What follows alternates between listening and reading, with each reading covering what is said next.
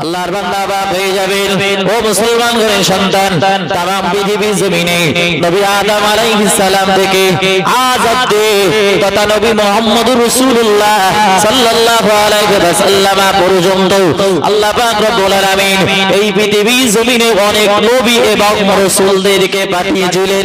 না না না, তাদের একটাই উদ্দেশ্য ছিল, তাদের জাতি তাদের কওম যেন তারা জাহান্নামী না হয়ে যায়, বরং তাদের কওম এবং জাতি যেন আল্লাহর দয়ার জান্নাতের বাসিন্দা হয়। প্রত্যেকটা নবী আর রাসূলকে আল্লাহ পাঠিয়েছে তাদের জাতির জন্য, তাদের কওমদের জন্য, যাতে তাদের জাতি, যাতে তার জাতি তার কওম জাহান্নামী না হয় বরং জান্নাতের অধিবাসী হয়।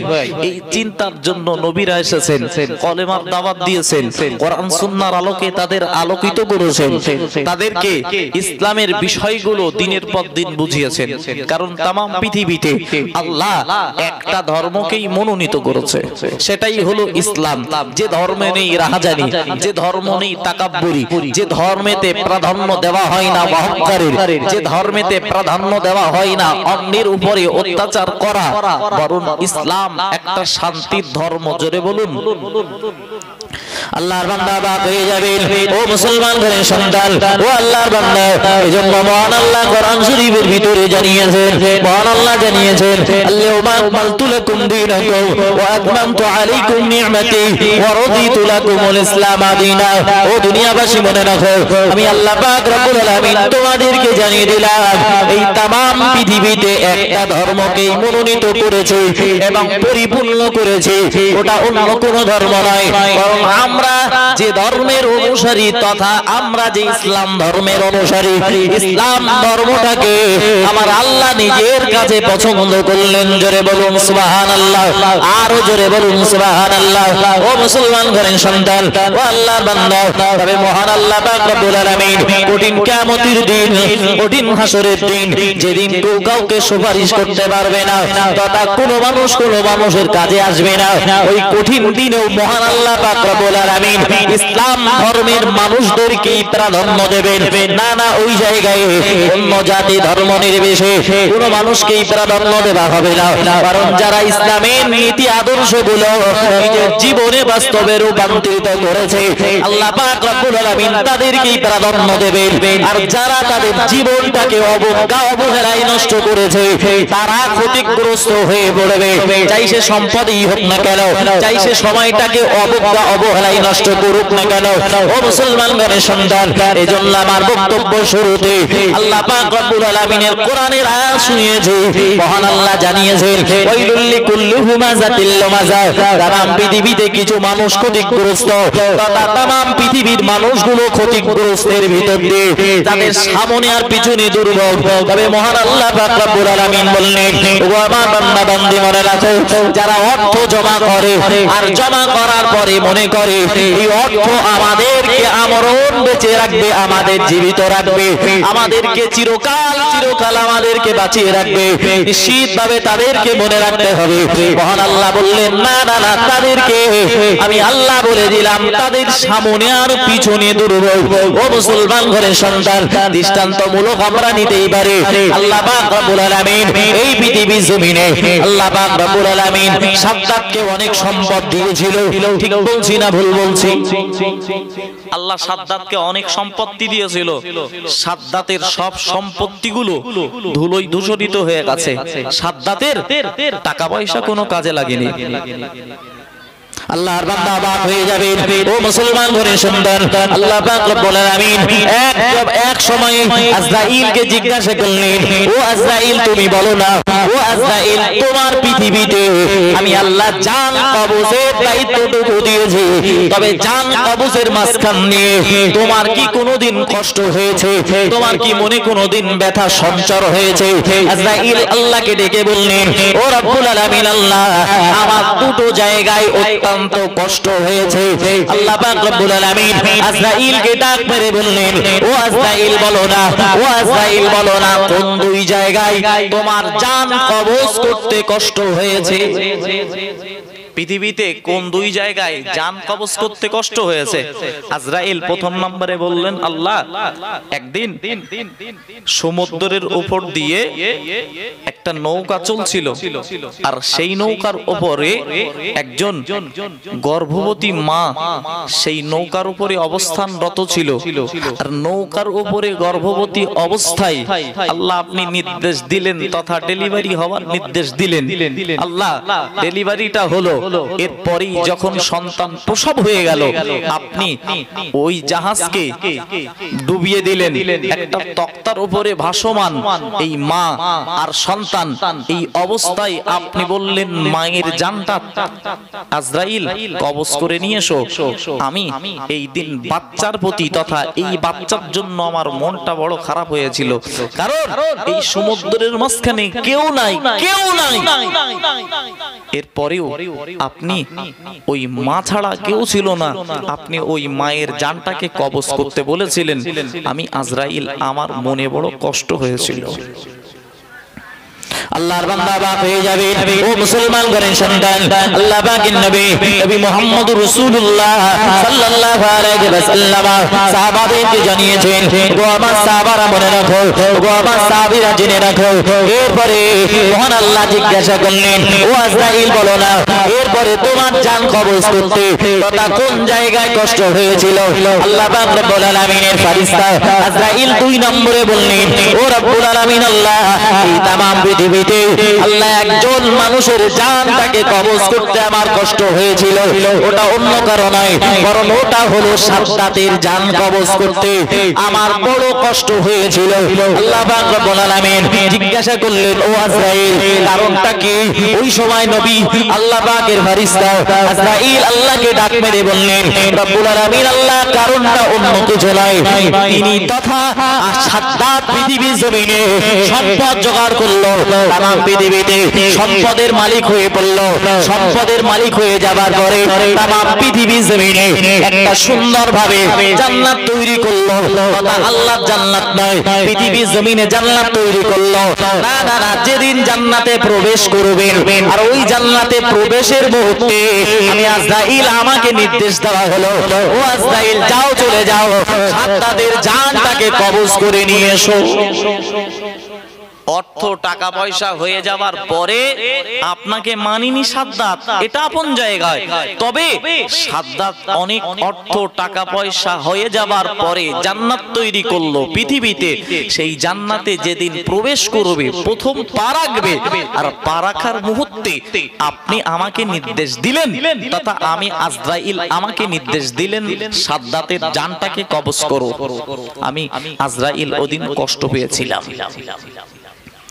আল্লাহ পাক রব্বুল আলামিন, আল্লাহ পাক রব্বুল আলামিন ও মুসলমান ঘরের সন্তান আজরাইলকে ডাক মেরে বললেন, ও আজরাইল মনে রাখো, ও আজরাইল জেনে রাখো, তোমার যে মানুষ দুটোর জন্য কষ্ট হয়েছে ওই দুটো মানুষ অন্য কেউ নয়, বরং একজনই। ওই দুটো মানুষ একজনেই, যে সন্তানটাকে ওই নদীর উপরে ভাসমান তক্তার উপরে মায়ের জানটাকে কবজ করতে বলেছিলাম, যে সন্তানটাকে একাকী ছেড়ে এসেছিলে তথা মায়ের জান কবজ করার কারণে তোমার কষ্ট হচ্ছিল, ওই সন্তানটা অন্য কেউ নয়, বরং ওই সন্তানটাই হলো সাদ্দাত। আল্লাহর বান্দা অবাক হয়ে যাবে। ও মুসলমান ঘরের সন্তান, আল্লাহ পাক রব্বুল আলামিন আজরাইলকে ডাক মেরে বললেন, ও আজরাইল মনে রাখো, না না না, আল্লাহ পাক রব্বুল আলামিন আমি তাকে এই পৃথিবীর জমিনে বাঁচিয়ে রেখেছিলাম, আমি আল্লাহ তাকে সম্পদ দিয়েছিলাম, না না, তাকে আমি আল্লাহ কিনারা পর্যন্ত পৌঁছেছিলাম। এরপরে আমি পশু পাখিদের দুধ পান করিয়ে আমি সাদ্দাতকে পৃথিবীর জমিনে বাঁচিয়ে রেখেছিলাম। এরপরে তামাম পৃথিবী জুড়ে আমি আল্লাহ পাক রব্বুল আলামিন সাদ্দাতকে অনেক সম্পত্তির মালিক করলাম। কিন্তু না না না, সাদ্দাত আমার রাজত্ব তথা আমাকে অনুসরণ করলো না, আমি আল্লাহ আমার কৃতজ্ঞতা অনুসরণ করলো না, আমি আল্লাহ আমাকে সন্তুষ্ট করলো না, বরং নবী হুদ আলাইহিস সালাতু ওয়াস সালামের জামানায় নবী হুদ আলাইহিস সালামকে আমি নির্দেশ দিয়েছিলাম, ও নবী হুদ, তোমাকে আমি নির্দেশ দিচ্ছি, তোমার এরিয়ার ভিতরে সাদ্দাত জন্মগ্রহণ করেছে, অতএব সাদ্দাতকে বলো আল্লাহ ওয়ালা হয়ে যেতে নবী নূহ নবী হুদ আলাইহিস সালাতু সালাম সাদ্দাতকে বারবার দাওয়াত দেওয়ার পরেতেও একবারে তারও সাদ্দাত ঈমানের কলেমা পড়েনি, বরং সে বলেছিল না না আমার সম্পদ হয়েছে, আমার অর্থ হয়েছে, অর্থ আর আমার সম্পদ আমাকে অমর করে রাখবে। আল্লাহ পাকের নবী হুদ আলাইহিস সালাতু সালামকে এক পর্যায়ে সাদ্দাত জিজ্ঞাসা করলো, ও নবী হুদ বলো না আল্লাহ পাক রব্বুল আলামিন পৃথিবী জমিনে জান্নাত তৈরি করেছেন, তবে আল্লাহ পাক রব্বুল আলামিন জান্নাত তৈরি করেছেন, তবে ওই জান্নাতটা কত সুন্দর হবে। ওই সময় নবী হুদ আলাইহিস সালাতু সালাম আল্লাহ পাকের জান্নাত কথা আমি আল্লাহ আমার জান্নাতের বর্ণনা দিয়ে থাকেন। ও সাদ্দাত মনে রাখো আল্লাহ পাক রব্বুল আলামিন জান্নাতটাকে এত সুন্দর করে বানিয়েছে, যার একটা দেয়ালে তথা একটা যদি দেয়াল তৈরি হয় ওতে একটা সোনার ইট, একটা রূপো, একটা চাঁদি দস্তা, এইভাবে প্রত্যেকটা দেয়ালের প্রত্যেকটা ইট আলাদা আলাদা আমি আল্লাহ পাক রব্বুল আলামিন বিভিন্ন ভাবে সাজিয়েছি। আমি আল্লাহ পাক রব্বুল আলামিন জান্নাতের ভিতরে সুসংবাদ দিয়েছে, কোন ফল যদি কোন বান্দা একবার খেতে যায় ওই ফলটাকে খাওয়ার সঙ্গে সঙ্গে আরেকবার কামড় মারার সঙ্গে সঙ্গে প্রথমবারের যে টেস্ট লেগেছিল, প্রথমবারের যে স্বাদ অনুভব করেছিল ওই স্বাদ আল্লাহ পাক রব্বুল আলামিন আবার পরিবর্তন করে দ্বিতীয়বার আবার কামড় মারলে আবার স্বাদ দেওয়া হবে। ও মুসলমানগণের সন্তান, ও আল্লাহর বান্দা, অবাক হয়ে যাবেন বাবা। সাদ্দাতকে নবী হুদ আলাইহিস সালাতু সালাম এভাবে জান্নাতের বর্ণনা করলো, না না আরো কিছু বলেছিল। ও আজরাইল মনে রাখো আমার নবী হুদ আলাইহিস সালাতু সালাম সাদ্দাতকে ডাক মেরে বলেছিল, ওগো সাদ্দাত মনে রাখো আল্লাহ পাক রব্বুল আলামিন যারা জান্নাতি হয়ে যাবে তথা যারা জান্নাতের বাসিন্দা হয়ে যাবে ওই জান্নাতি মানুষদের জন্য আল্লাহ হুরের ব্যবস্থা করেছেন, তথা প্রত্যেকটা ঈমানদারের জন্য আল্লাহ পাক রব্বুল আলামিন সুন্দর রমণী রেখেছেন। ও আল্লাহর বান্দা, এরপরেও সাদ্দাত সেগুলোকে কর্ণপাত করেনি। ও আমার ফেরেশতা আজরাইল, না না সাদ্দাত সবগুলোকে অবহেলা করে পৃথিবীর জমিনে সম্পদ দেওয়ার কারণে আমি আল্লাহ আমাকে ভুলে গেল। আর আমাকে ভুলে যাওয়ার পরে ওই সাদ্দাত বলল পৃথিবীর জমিনে আমি জান্নাত তৈরি করব, আমার আল্লাহর দয়ার জান্নাতে যাওয়ার প্রয়োজন নাই। বলুন নাউজুবিল্লাহ। আর একটু জোরে হবে না নাউজুবিল্লাহ? সাদ্দাত বলল আল্লাহর জান্নাতে যাওয়ার আমার প্রয়োজন নেই, কারণ আমাকে আমার যা অর্থবিত্ত আছে পৃথিবীতে আমি এই অর্থবিত্ত দিয়ে জান্নাত তৈরি করতে পারবো। তাই করলো। আজরাইল বলল যে আল্লাহ সাদ্দাতকে আর কি বলা হলো? আল্লাহ আজরাইলকে বললেন এত কিছু দেওয়ার পরেও নবী হুদ আলাইহিস সালাম বারবার তাকে দাওয়াত দিয়েছে, কিন্তু নবী হুদ আলাইহিস সালামকে অবজ্ঞা করেছে, অবহেলা করেছে, তুচ্ছাই করেছে।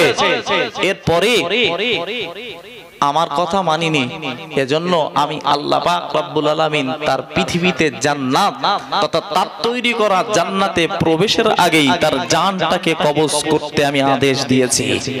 জোরে হবে না সুবহানাল্লাহ? আরেকটু চিল্লে হবে না সুবহানাল্লাহ?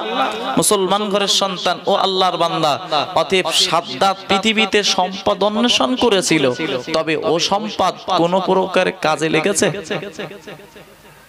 এজন্য মহান আল্লাহ কোরআনের আয়াত নাযিল করে বলেছেন কিছু মানুষের সামনে আর পিছনে দুর্ভোগ। আল্লাহর বান্দা অবাক হয়ে যাবে। ও মুসলমান ঘরের সন্তান, আল্লাহ পাক রব্বুল আলামিন যুগে যুগে নবী আর রাসূলকে পাঠিয়েছেন, তবে যুগে আর যুগে নবী আর রাসূলের মাঝখান দিয়ে আল্লাহ পাক রব্বুল আলামিন এই পৃথিবীতে নবী মুসা আলাইহিস সালাতু সালামকে এই দুনিয়ার মাঝে পাঠিয়েছিল তার উম্মতকে যেন জাহান্নামী না হয়ে যেতে হয়, তার উম্মত যেন জান্নাতি হতে পারে। এজন্য আল্লাহ পাক রব্বুল আলামিন নবী মুসা আলাইহিস সালাতু সালামকে তৎকালীন জামানায় আল্লাহ পাক তাকে নবী করে পাঠিয়েছিল। শুধু নবী নয়, বরং আল্লাহ পাক রব্বুল আলামিন তাকে রাসূলও করেছিল। একবার মন খুলে বলুন সুবহানাল্লাহ। আল্লাহ সেই জামানায় শুধু নবী মুসা আলাইহিস সালামকে নবী করে পাঠাননি, বরং রাসূলও করে পাঠিয়েছিলেন। কারণ যাদের উপরে কিতাব নাজিল হয়েছে তারা হলো রাসূল, নবী এবং রাসূল। তো নবী মুসা আলাইহিস সালামের উপরে আল্লাহ কিতাব নাজিল করেছিল, তার নাম হলো তাওরাত। তার নাম হলো তাওরাত। আল্লাহ পৃথিবীর জমিনে বান্দাবান্দির জন্য তথা বান্দাবান্দির ঈমান আমলটাকে ভালো করার জন্য আল্লাহ যুগে যুগে নবী রাসূলের সঙ্গে সঙ্গে কিছু কিতাব নাজিল করেছে।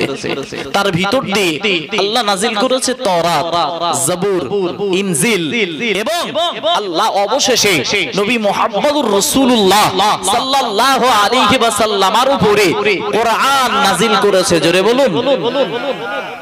তবে নবী মুহাম্মদের আগে যে নবীরা এসেছে যাদের উপরে কোরআন নাজিল হয়নি তথা কোনো কিতাব নাজিল হয়নি, হয়তো তাওরাত নাজিল হয়নি, জবুর নাজিল হয়নি, ইনজিল নাজিল হয়নি, তবে কিছু কিছু নবীদের উপরে ছোট ছোট পুস্তক নাজিল হয়েছিল। তার নাম হলো সহিফা, আর তার সংখ্যা 100 আল্লাহ সহিফা নাজিল করেছিল। আর বড় কিতাবের মাঝখান দিয়ে আল্লাহ 4টে কিতাব, বড় কিতাব নাজিল করেছিল। একটা তাওরাত, জাবুর, ইনজিল এবং কোরআনুল কারীম। তো তাওরাত নাজিল করার পরে নবী মুসা আলাইহিস সালামকে নির্দেশ দিলেন, ও নবী মুসা, এই তাওরাতকে বান্ডেল করতে হবে তথা মোলাট দিতে হবে। 1000 খণ্ডের একটা কিতাব, এটা কি সুন্দরভাবে বান্ডেল করতে হবে এবং মোলাট লাগাতে হবে। আল্লাহ নির্দেশ দিলেন। তো নবী মুসা আলাইহিস সালাম বললেন, আল্লাহ আপনি আমাকে নির্দেশ দিলেন, আমি পালন করতে বাধ্য, তবে কি দিয়ে মোলাট লাগাবো? আল্লাহ বললেন, তুমি এর বান্ডেল করো সোনা দিয়ে। জোরে হবে না সুবহানাল্লাহ? আর একটু চিল্লে হবে না সুবহানাল্লাহ? নবী মুসা আলাইহিস সালাম হতবাক হয়ে গেলেন, কি সর্বনাশ, আমি সোনা, এত সোনা পাবো কোথায়? 1000 একটা খণ্ড, একটা তাওরাত কিতাব 1000 খণ্ড, আর সেটাকে মোলাট লাগাতে বলছে, তাও সোনা দিয়ে। এত সোনা কোথায় পাবো? আল্লাহ, এত সোনা তো আমার কাছে নেই, বা আমি কোথায় পাবো? আল্লাহর বান্দা বাপ হয়ে যাবে। ও মুসলমান গণের সন্তান, আল্লাহ পাক রব্বুল আলামিনের নবী, আল্লাহ পাকের নবী মুসা আলাইহিস সালাতু সালাম আল্লাহকে ডাক মেরে বললেন, ও রব্বুল আলামিন, আল্লাহ আমার কাছে তো এত সম্পদ নাই, আমার কাছে তো এত সোনা নাই, ও রব্বুল আলামিন, আল্লাহ আপনি কিছু না কিছু ব্যবস্থা করুন। ও আল্লাহর বান্দা বাপ হয়ে যাবেন বাবা। আল্লাহ পাক রব্বুল আলামিন নবী মুসা আলাইহিস সালাতু সালামকে ডাক মেরে বললেন, ও নবী মুসা আলাইহিস সালাতু সালাম, চিন্তা করার কোনো কারণ নাই, টেনশন করার কোনো কারণ নাই। আমি আল্লাহ পাক রব্বুল আলামিন, আমি আল্লাহ এমন একটা পাথর তোমাকে দান করব, আসমানি এমন একটা পাথর তোমাকে দান করব, যে পাথরটা যেখানেই ছোঁয়াবে, যে জায়গায় স্পর্শ করাবে, ওই জায়গাটাই সোনা হয়ে যাবে। জোরে বলুন সুবহানাল্লাহ। এমন একটা পাথর দান করব, যে পাথরটা যে জায়গায় স্পর্শ করাবে, যে জায়গায় ছোঁয়াবে, ওই জায়গায় আমি আল্লাহ পাক রব্বুল আলামিন সোনা বানিয়ে দেব। আর একবার হবে না সুবহানাল্লাহ? টেনশন তো মুক্ত। তবে বান্ডেল করার জন্য যারা বাবু এই সোনার হার বানায়, সোনার আংটি বানায়, নাকের বানায়, কানের বানায়, বাবু আমাদের যদি বলে তা আমরা পারবো? পারবো না। কারণ যারা রাজমিস্ত্রি তারাই পারে কিভাবে গাঁথতে হবে, কিভাবে ঢালাই করতে হবে। তো যে যে কাজ করে সেই সেই কাজের পারদর্শী। ঠিক বলছি না ভুল বলছি? এখন আমি না হয়ে এখানে যদি আরেকজনকে উঠিয়ে দেওয়া হয়, একটা সাধারণ মানুষকে, আমি জলসা করছি, আল্লাহ আমার দ্বারা করাচ্ছেন, তো এই জায়গায় যদি একটা সাধারণ মানুষকে উঠিয়ে দেওয়া হয়, সে অপারক হয়ে পড়বে। ঠিক বলছি না ভুল বলছি? তো আল্লাহর নবী মুসা আলাইহিস সালাম বললেন, আমি তো বান্ডেল করতে পারি না, তবে এই জামানায় একজন পারে, সেটা হলো কারুন। কারুন খুব সুন্দর করে বান্ডেল করতে পারে। কারুনকে ডাকা হলো, আল্লাহ এত তাওরাত নাজিল করেছে, এই তাওরাত গুলো সব বান্ডেল করতে হবে, মলাট করতে হবে। কি দিয়ে? না সোনা দিয়ে। কোথা থেকে এত সোনা পাবেন? বল, আল্লাহ একটা পাথর নাজিল করেছে, যে পাথর দ্বারা আমি যদি যে জায়গায় স্পর্শ করাবো, ওই জায়গায় সোনা হয়ে যাবে। জোরে বলুন। আল্লাহর বান্দা অবাক হয়ে যাবেন। ও মুসলমান ঘরের সন্তান, ও আল্লাহর বান্দা অবাক হয়ে যাবেন। বাবু, আমি আপনাকে বোঝাচ্ছিলাম প্রথম থেকে, সেটা আমি ভুলে যাইনি। বরং সম্পদ কারো কাজে লাগবে না, বরং সম্পদ কিছু মানুষের জন্য হয় পরীক্ষা, এবং কোন মানুষের সম্পদ নাই, ওটাও আল্লাহর জন্য পরীক্ষা। তথা বান্দার জন্য কিছু মানুষকে আল্লাহ সম্পদ দিয়ে পরীক্ষা করে, আর কিছু মানুষকে আল্লাহ সম্পদ না দিয়েই পরীক্ষা করে। ও মুসলমান ঘরের সন্তান, আবার কিছু মানুষ সম্পদ দেওয়ার কারণে আল্লাহর কৃতজ্ঞতাকে ভুলে যায়। আমি আপন জায়গায় আসবো, তবে খুব সত্য ভাষায় আপনি শুনে রাখুন। ও আল্লাহর বান্দা নবী মুসা আলাইহিস সালাতু ওয়াস সালাম কারুনকে ডাক মেরে বললেন, ও কারুন, তোমার দায়িত্ব হলো তাওরাতের সবগুলো বান্ডেল করা, তাওরাতকে সুন্দরভাবে সাজানো। ও আল্লাহর বান্দা অবাক হয়ে যাবেন। বাবু, আল্লাহ পাকের নবী মুসা আলাইহিস সালাতু ওয়াস সালাম ওই পাথরটুকু কারুনকে দিলেন। ও কারুন, তোমার যেখানে যতটা সোনার প্রয়োজন পড়বে ততটা তুমি সোনা বানিয়ে আল্লাহর কিতাবটাকে সুন্দরভাবে বান্ডেল করবে, তথা মোলাট লাগিয়ে দেবে।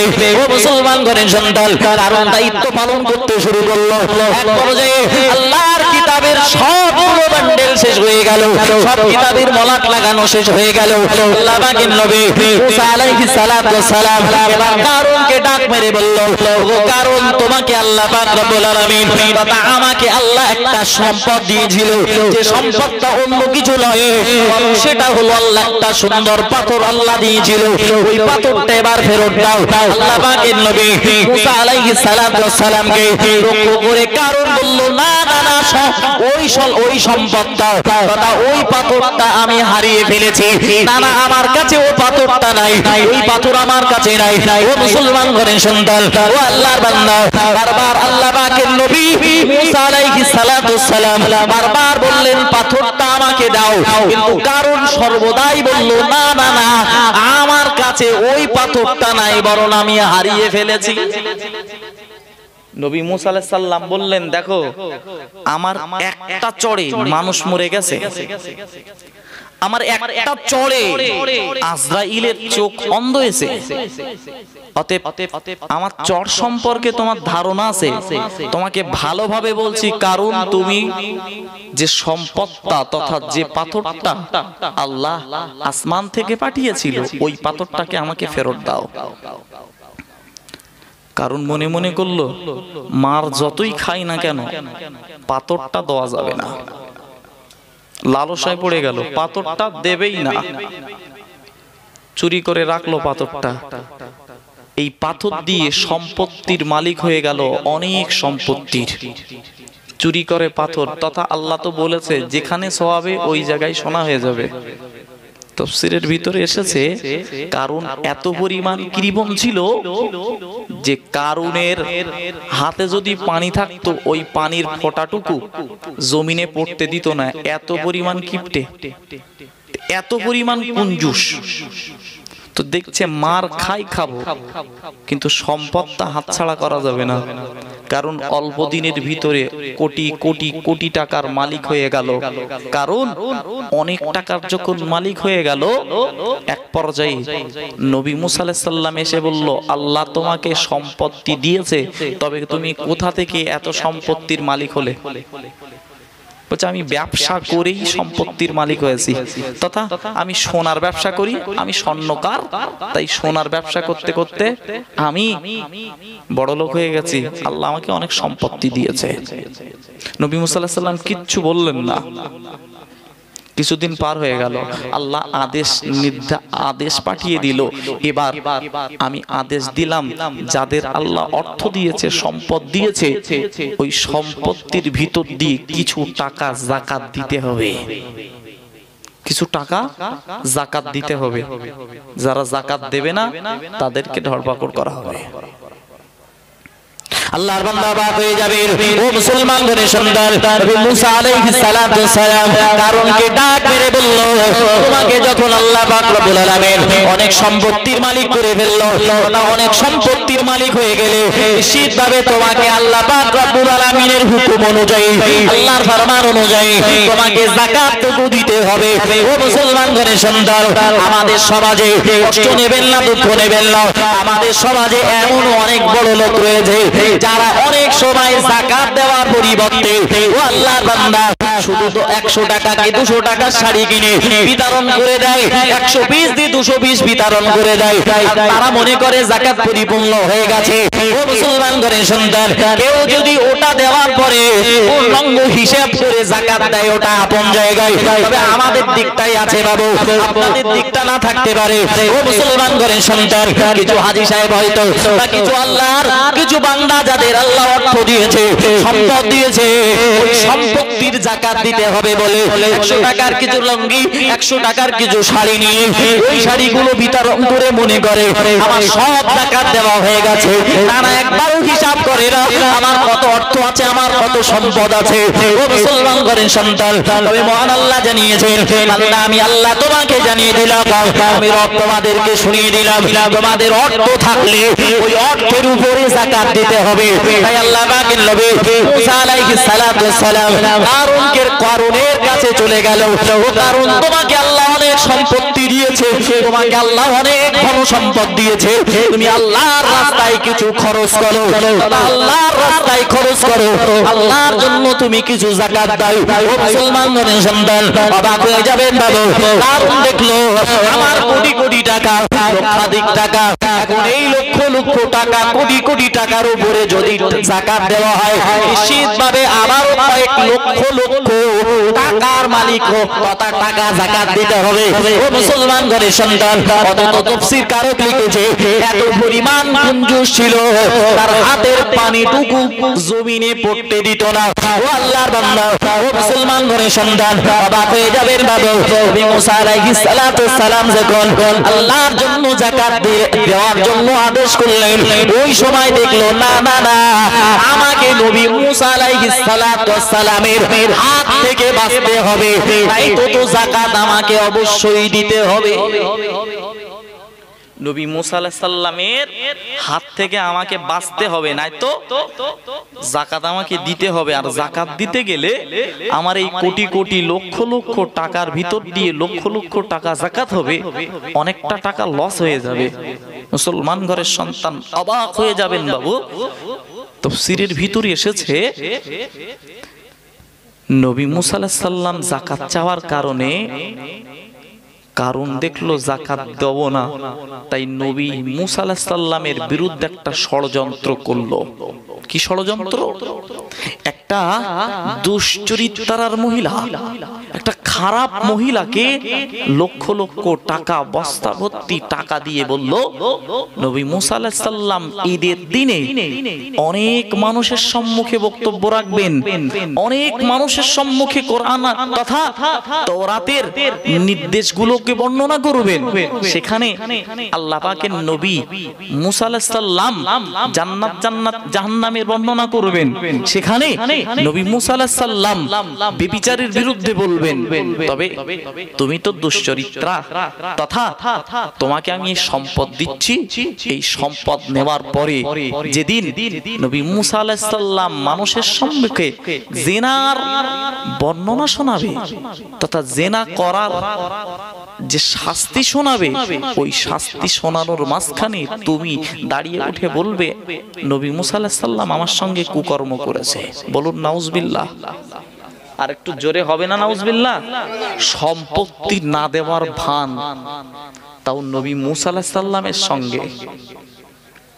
আল্লাহর বান্দা অবাক হয়ে যাবেন। ও মুসলমান ঘরের সন্তান, কান খুলে বাবু শুনে রাখুন, আল্লাহ পাকের নবী মুসা আলাইহিস সালাতু ওয়াস সালাম এবার ডাক মেরে বললেন, ও কারণ তোমাকে সম্পত্তি দিতে হবে। আর এদিকে কারণ না দেওয়ার কারণে এইভাবে চক্রান্ত করলো একজন দুষ্কৃতী, মহিলাকে টাকা দিয়ে সাজিয়ে রাখলো। ও আল্লাহর বান্দা, আল্লাহ পাকের নবী মুসা আলাইহিস সালাতু ওয়াস সালাম একটা দিনে কথা কিতাবের ভিতরে লেখা হয়েছে, মুসা আলাইহিস সালাতু ওয়াস সালাম ঈদের দিন বর্ণনা করেছেন। ঈদের দিন মানুষের সম্মুখে দাঁড়িয়ে কোরআনের কথা তাওরাতের কথাগুলো শোনাচ্ছিলেন, আল্লাহর বাণীগুলো শোনাচ্ছিলেন। শোনাতে শোনাতে এক পর্যায়ে নবী মুসা আলাইহিস সালাতু ওয়াস সালাম শুনিয়ে দিলেন, ও দুনিয়াবাসী মনে রাখো, ও জগৎবাসী মনে রাখো, যারা পৃথিবীর জমিনে ব্যভিচার করবে, যারা পৃথিবীর জমিনে অবৈধ সম্পর্ক করবে, তাদের জন্য হক তথা তাদের জন্য পাথর দিয়ে তাদেরকে রজম করতে হবে। ও মুসলমান ঘরের সন্তান, ও আল্লাহর বান্দা, এই সময় কারণ উঠে দাঁড়িয়ে বলল, ও নবী মুসা আলাইহিস সালাতু ওয়াস সালাম, আর এই কাজটা যদি তোমার দ্বারা হয় তাহলে তুমিও কি শাস্তির যোগ্য, তোমাও কি আমরা শাস্তি দেব? ও আল্লাহর বান্দা মনে রাখো, নবী মুসা আলাইহিস সালাম জবান খুলে বললেন, যদি এই কাজ আমি নবী মুসা আলাইহিস সালাতু ওয়াস সালাম আমার দ্বারাও হয়ে যায়, নিশ্চিতভাবে আল্লাহর ফরমান, আল্লাহর নির্দেশ আমার উপরেই বর্তাবে তথা আমার উপরে লাগু হবে। ও মুসলমান ঘরের সন্তান, ওই সবাই কারোর ডাক মেরে বলল, ও নবী মুসা আলাইহিস সালাতু ওয়াস সালাম, তুমি তো অমুক মহিলার সঙ্গে দুশ্চরিত্র তথা অমুক মহিলার সঙ্গে কুকর্ম করেছো, আর তার পেটে একটা বাচ্চা রয়েছে, ও বাচ্চার বাপ নাকি তুমি, তার সঙ্গে নাকি অবৈধ সম্পর্ক করেছো, তার সঙ্গে নাকি অবৈধ সম্পর্ক করেছো। এখন তোমার তো বিচার এই হওয়া দরকার। নবী মুসা আলাইহিস সালাম রেগে গড়গড় করতে শুরু করলেন, কারণ নবীদের ভিতর দিয়ে নবী মুসা আলাইহিস সালামের মতো রাগী নবী আরেকটাও নেই। ঠিক বলছি না ভুল বলছি? নবী মুসা আলাইহিস সালামের মতো রাগী নবী আর নেই। আল্লাহ অনেক নবী রাসূলকে পাঠিয়েছেন, তবে সব নবী এবং রাসূলের মাঝখান দিয়ে নবী মুসা আলাইহিস সালাম একটু বেশি রাগী নবী। রেগে পড়লেন, মহিলাকে ডাকতে পাঠালেন। মহিলা উপস্থিত হলো। ওই ভরা হাজার হাজার মজলিসের সম্মুখে মহিলা বলতে যাবে যে আপনি আমার সঙ্গে কুকর্ম করেছেন, আর নবী মুসা আলাইহিস সালাম ধমক দিয়ে বললেন, এই দুশ্চরিত্রা মহিলা, বলো না আমি কি তোমার সঙ্গে কুকর্ম করেছি?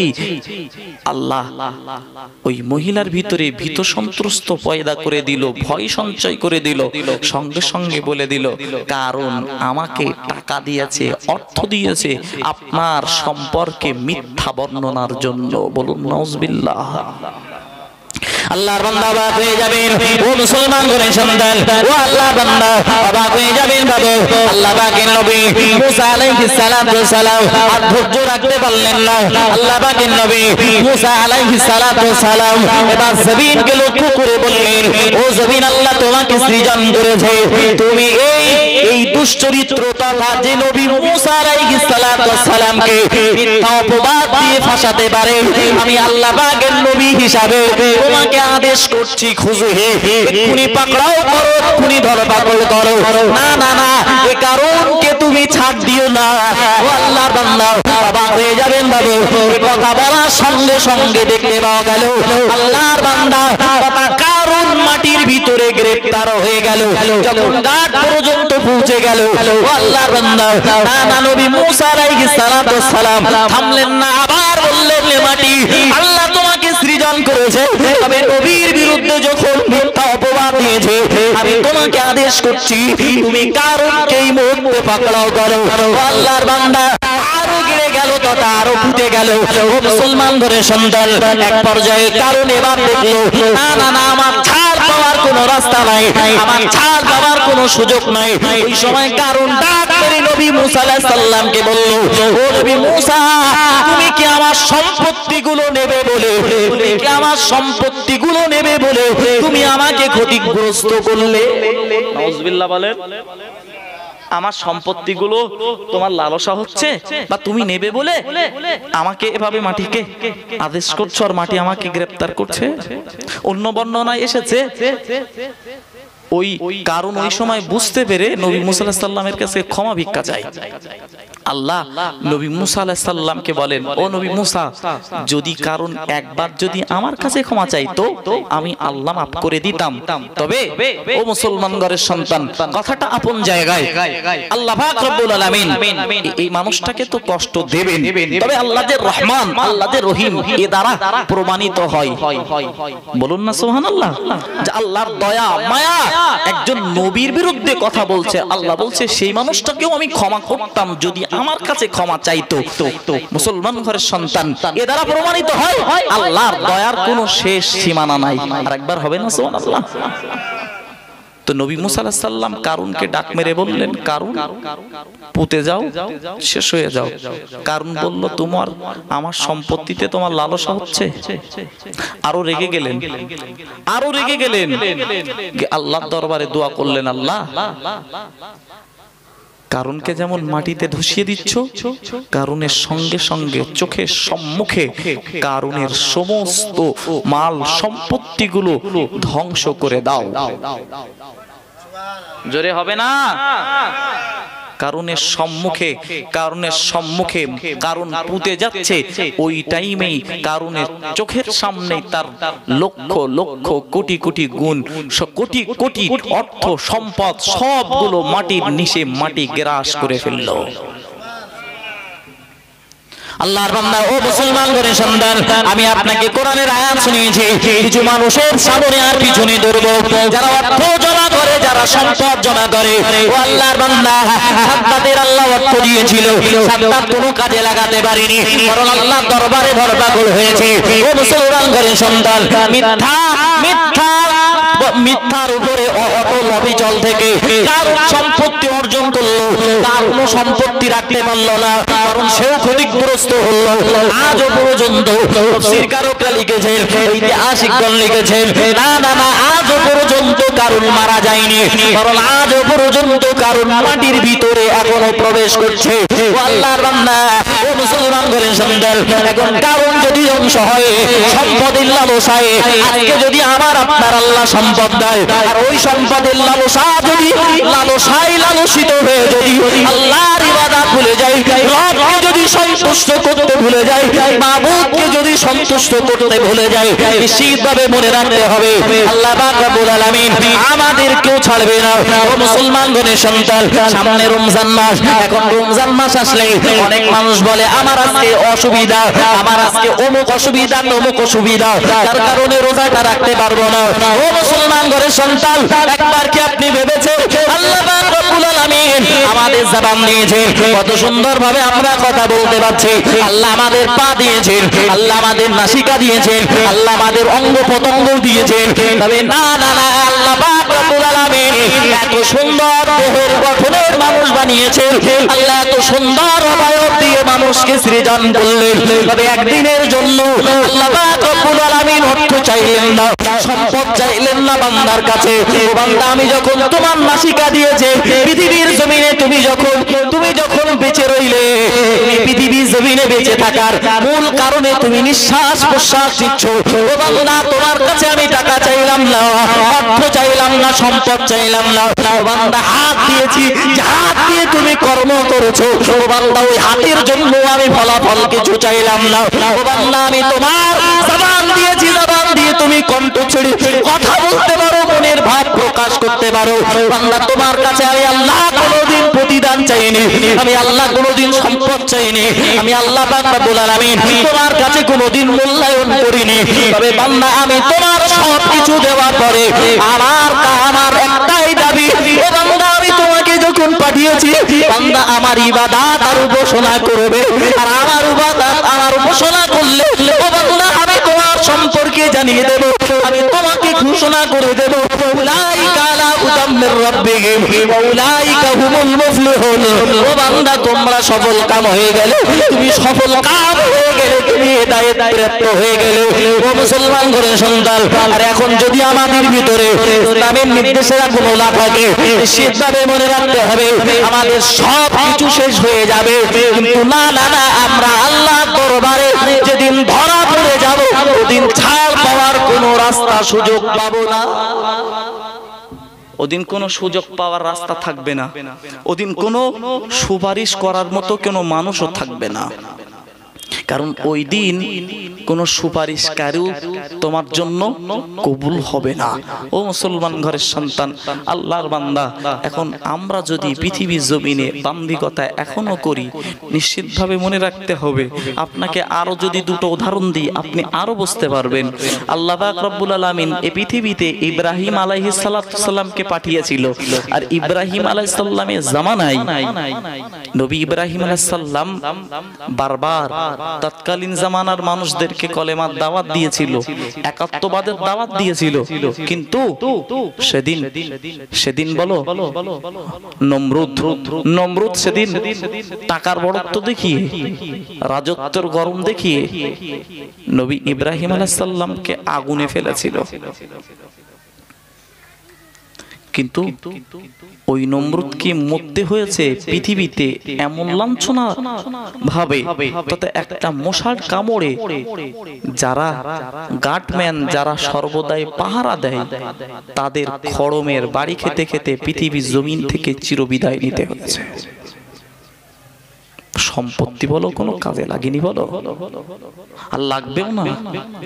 নবী মুসা আলাইহিস সালামের জামানায় ফেরাউন এত বিরোধিতা করলো, সে জামানায় পুরুষ সন্তান জন্মগ্রহণ করলেই হত্যা করে দিচ্ছিল, এবং একটা দুটো নয়, শতাধিক পুরুষকে, হাজার হাজার পুরুষকে সেদিন বলির উপরে চড়িয়েছিল। কিন্তু এরপরেও নবী মুসা আলাইহিস সালামকে আল্লাহ বাঁচিয়ে রেখে ওই মুসা আলাইহিস সালামের দ্বারাই আল্লাহ দ্বীনকে প্রচার করিয়েছে, এবং সেই ফেরাউনকে আল্লাহ পানিতে ডুবিয়ে চুবিয়ে মেরে ফেলেছে। জোরে হবে না সুবহানাল্লাহ? আল্লাহর বান্দা মনে রাখো, ও মুসলমান মনে সন্তান, আমি একটা দৃষ্টান্ত দিয়ে দিই। ও আল্লাহর বান্দা, নবী মুসা আলাইহিস সালাতু সালামের জামানার অনেক পর তথা আমাদের নবীর জামানার আগের নবী ঈসা আলাইহিস সালাতু সালামকে আল্লাহ পাক রব্বুল আলামিন অনেকগুলো আল্লাহ মুজিজা দান করেছিল। অনেকগুলো মুজিজার ভিতর দিয়ে আল্লাহ একটা মুজিজা দান করেছিল, যে মুজিজাটা হলো কোনো মানুষ যদি মরে যায়, ওই মরা মানুষের কবরে যদি গিয়ে আল্লাহ পাকের নবী ঈসা আলাইহিস সালাতু সালাম বলতেন, কুম বিইজনিল্লাহ, আল্লাহর হুকুমে দাঁড়িয়ে যাও। না বন্ধু, ও মুসলমান ঘরে সন্তান, আল্লাহ নবী ঈসা আলাইহিস সালাতু সালাম এই কথা বলতে দেরি হতো, কিন্তু না, ওই মরা মানুষটা জীবিত হতে দেরি হতো না। জোরে বলুন। এটা নবী ঈসা আলাইহিস সালামের জামানায় একটা মুজিজা ছিল।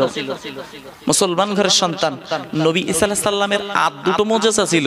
যারা কুষ্ঠ রোগী, অন্ধ ব্যক্তি, এই কুষ্ঠ রোগী এবং অন্ধ ব্যক্তির গায়ের উপরে, চোখের উপরে হাত বুলিয়ে দেওয়ার সঙ্গে সঙ্গে আল্লাহ কুষ্ঠ রোগকে নির্মূল করে দিতেন, এবং আল্লাহ পাক রব্বুল আলামিন তাদের চোখগুলোকে ফেরত দিয়ে দিতেন। জোরে বলুন।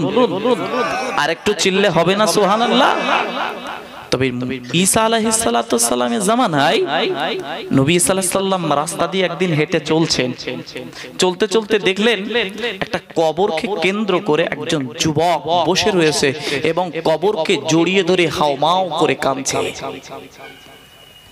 আল্লাহর বান্দা অবাক হয়ে যাবেন, ও মুসলমান ঘরের সন্তান, নবী ঈসা আলাইহিস সালাতু সালাম ওই যুবককে ডাক মেরে বললেন, ও যুবক, তোমার ক্রন্দনের কারণটা কি? বোঝা তো যাচ্ছে না, তোমার এখানে কোনো পরিবারের মানুষ নাই, তবে তুমি কেন ক্রন্দন করছো? ব্যাপারটা তো বুঝতে পারছি না। কবরটাকে জড়িয়ে ধরে ক্রন্দন করছো, এই জায়গায় তো তোমার কেউ নেই, আত্মীয় স্বজন কেউ নেই, ক্রন্দন করছো কেন?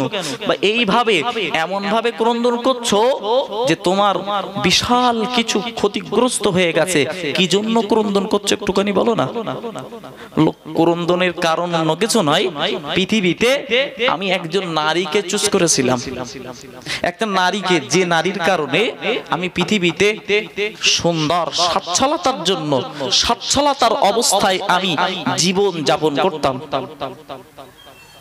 আমার জীবনটা এত সুন্দরভাবে চলছিল এবং এত সুন্দর রমণী এ সমাজে এ যুগে এত সুন্দর চরিত্রের মহিলা আমি আর কোনোদিন দেখিনি বা আমি আর পাবো বলে আশা করি না।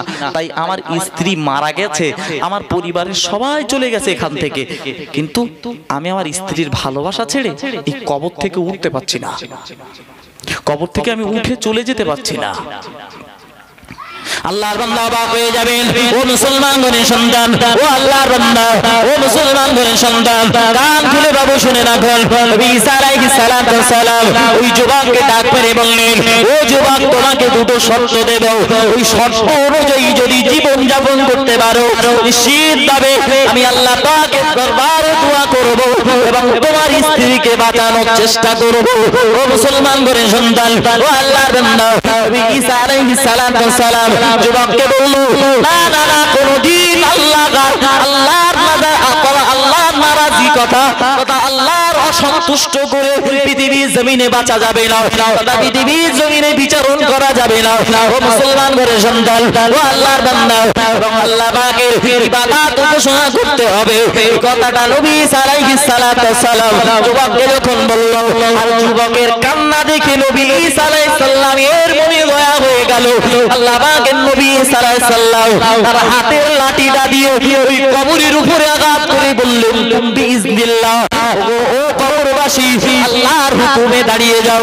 দেরি হলো না, দেরি হলো না, ওই মহিলাটা জীবিত হয়ে আল্লাহর নবী ঈসা আলাইহিস সালামের সম্মুখে দাঁড়িয়ে গেল। আল্লাহর বান্দা নবী ঈসা আলাইহিস সালাম যুবককে ডাক মেরে বললেন, ও যুবক, তুমি কি এই মহিলাটার জন্য ক্রন্দন করছিলে? এটাই কি তোমার প্রকৃত স্ত্রী? উনি বললেন, হ্যাঁ, এটাই আমার প্রকৃত স্ত্রী। আমার স্ত্রী তথা মহিলাকে নবী সাল্লাল্লাহু আলাইহি সাল্লাম জিজ্ঞাসা করলেন, ও আল্লাহর বান্দি, তোমার স্বামীকে তুমি কি ভালোবাসো? তোমার স্বামীকে তুমি মহব্বত করো? আর এটাই কি তোমার প্রকৃত স্বামী? ওই স্ত্রীটা বলল, ও নবী আলাইহিস সালাম, আপনি আমাকে জীবিত করেছেন, নিশ্চিতভাবে মনে রাখুন এটাই আমার প্রকৃত স্বামী, আর এ নাকি আমি আমার জীবনের থেকে ভালোবাসি, আমার জীবনের থেকে আমার স্বামীকে খুব ভালোবাসি। আপনি আমাকে আমাদের দুজনকে ফিরিয়ে দিয়েছেন। নবী সাল্লাল্লাহু আলাইহি সাল্লাম বললেন, যাও, তোমরা জীবন যাপন করো, তবে আল্লাহকে অসন্তুষ্ট করে যেন জীবন যাপন করো না। এই যুবক আর মহিলাটা রাস্তা দিয়ে চলছেন, চলতে চলতে চলতে চলতে বেশ অনেকটা রাস্তা অতিক্রম করে ফেলেছে। এরপরে কয়েকটা দিন ধরে যুবক ক্রন্দন করছিল ওই কবরকে ধরে। তাই যুবক অত্যন্ত ক্লান্ত হয়ে পড়ল। তাই স্ত্রীকে ডাক মেরে বললেন, ওগো স্ত্রী, আমার অত্যন্ত ক্লান্ত, আমার শরীরটা অত্যন্ত ক্লান্ত, এই গাছতলায় না একটুখানি বিশ্রাম করি তোমার কোলের উপরে মাথাটা দিয়ে। তোমার কোলের উপরে যদি মাথাটা দিয়ে আমি যদি একটু বিশ্রাম করতে পারি, নিশ্চিতভাবে আমি আমাকে সান্ত্বনা দিতে পারবো, কারণ তোমার জন্যই তো আমি ক্রন্দন করছিলাম। তাই তো নবী সাল্লাল্লাহু আলাইহি সাল্লাম আমার ক্রন্দন দেখে তোমাকে বাঁচিয়ে দিয়েছে, তো আমি একটু বিশ্রাম করি। আল্লাহর বান্দা অবাক হয়ে যাবেন। ও মুসলমান ঘরের সন্তান, কান খুলে বাবু শুনে রাখুন। আল্লাহ পাকের নবী ঈসা আলাইহিস সালামের কাছ থেকে বিদায় নিয়ে ওই যুবক আর ওই যুবতী গাছতলায় বসে গেল। এক পর্যায়ে দেখতে পাওয়া গেল ওই যুবতীর কোলের উপরে আল্লাহ পাকের বান্দা মাথাটা দিয়ে ঘুমিয়ে পড়লেন। কিছু সময় পরে একজন রাজকীয় পরিবারের একজন সন্তান ওই রাস্তা দিয়ে চলছিল, আর মহিলা দূর থেকে ওই রাজকীয় সন্তান তাকে দেখে প্রেমে লালসায় মগ্ন হয়ে পড়ল। দূর থেকে এই মহিলা তথা স্বামীর টেনশন ততক্ষণে ভুলে গেছে। অর্থ আর সম্পদ, রাজকীয় পরিবার, এই দেখে সম্পদ দেখে সবকিছু ভুলে গিয়ে ওই রাজকীয় পুরুষটার দিকে চোখে চোখে ইশারা করে ভালোবাসা হয়ে গেল। ইশারার ভিতর দিয়ে প্রেম প্রীতি হয়ে গেল কিছুক্ষণের মধ্যে।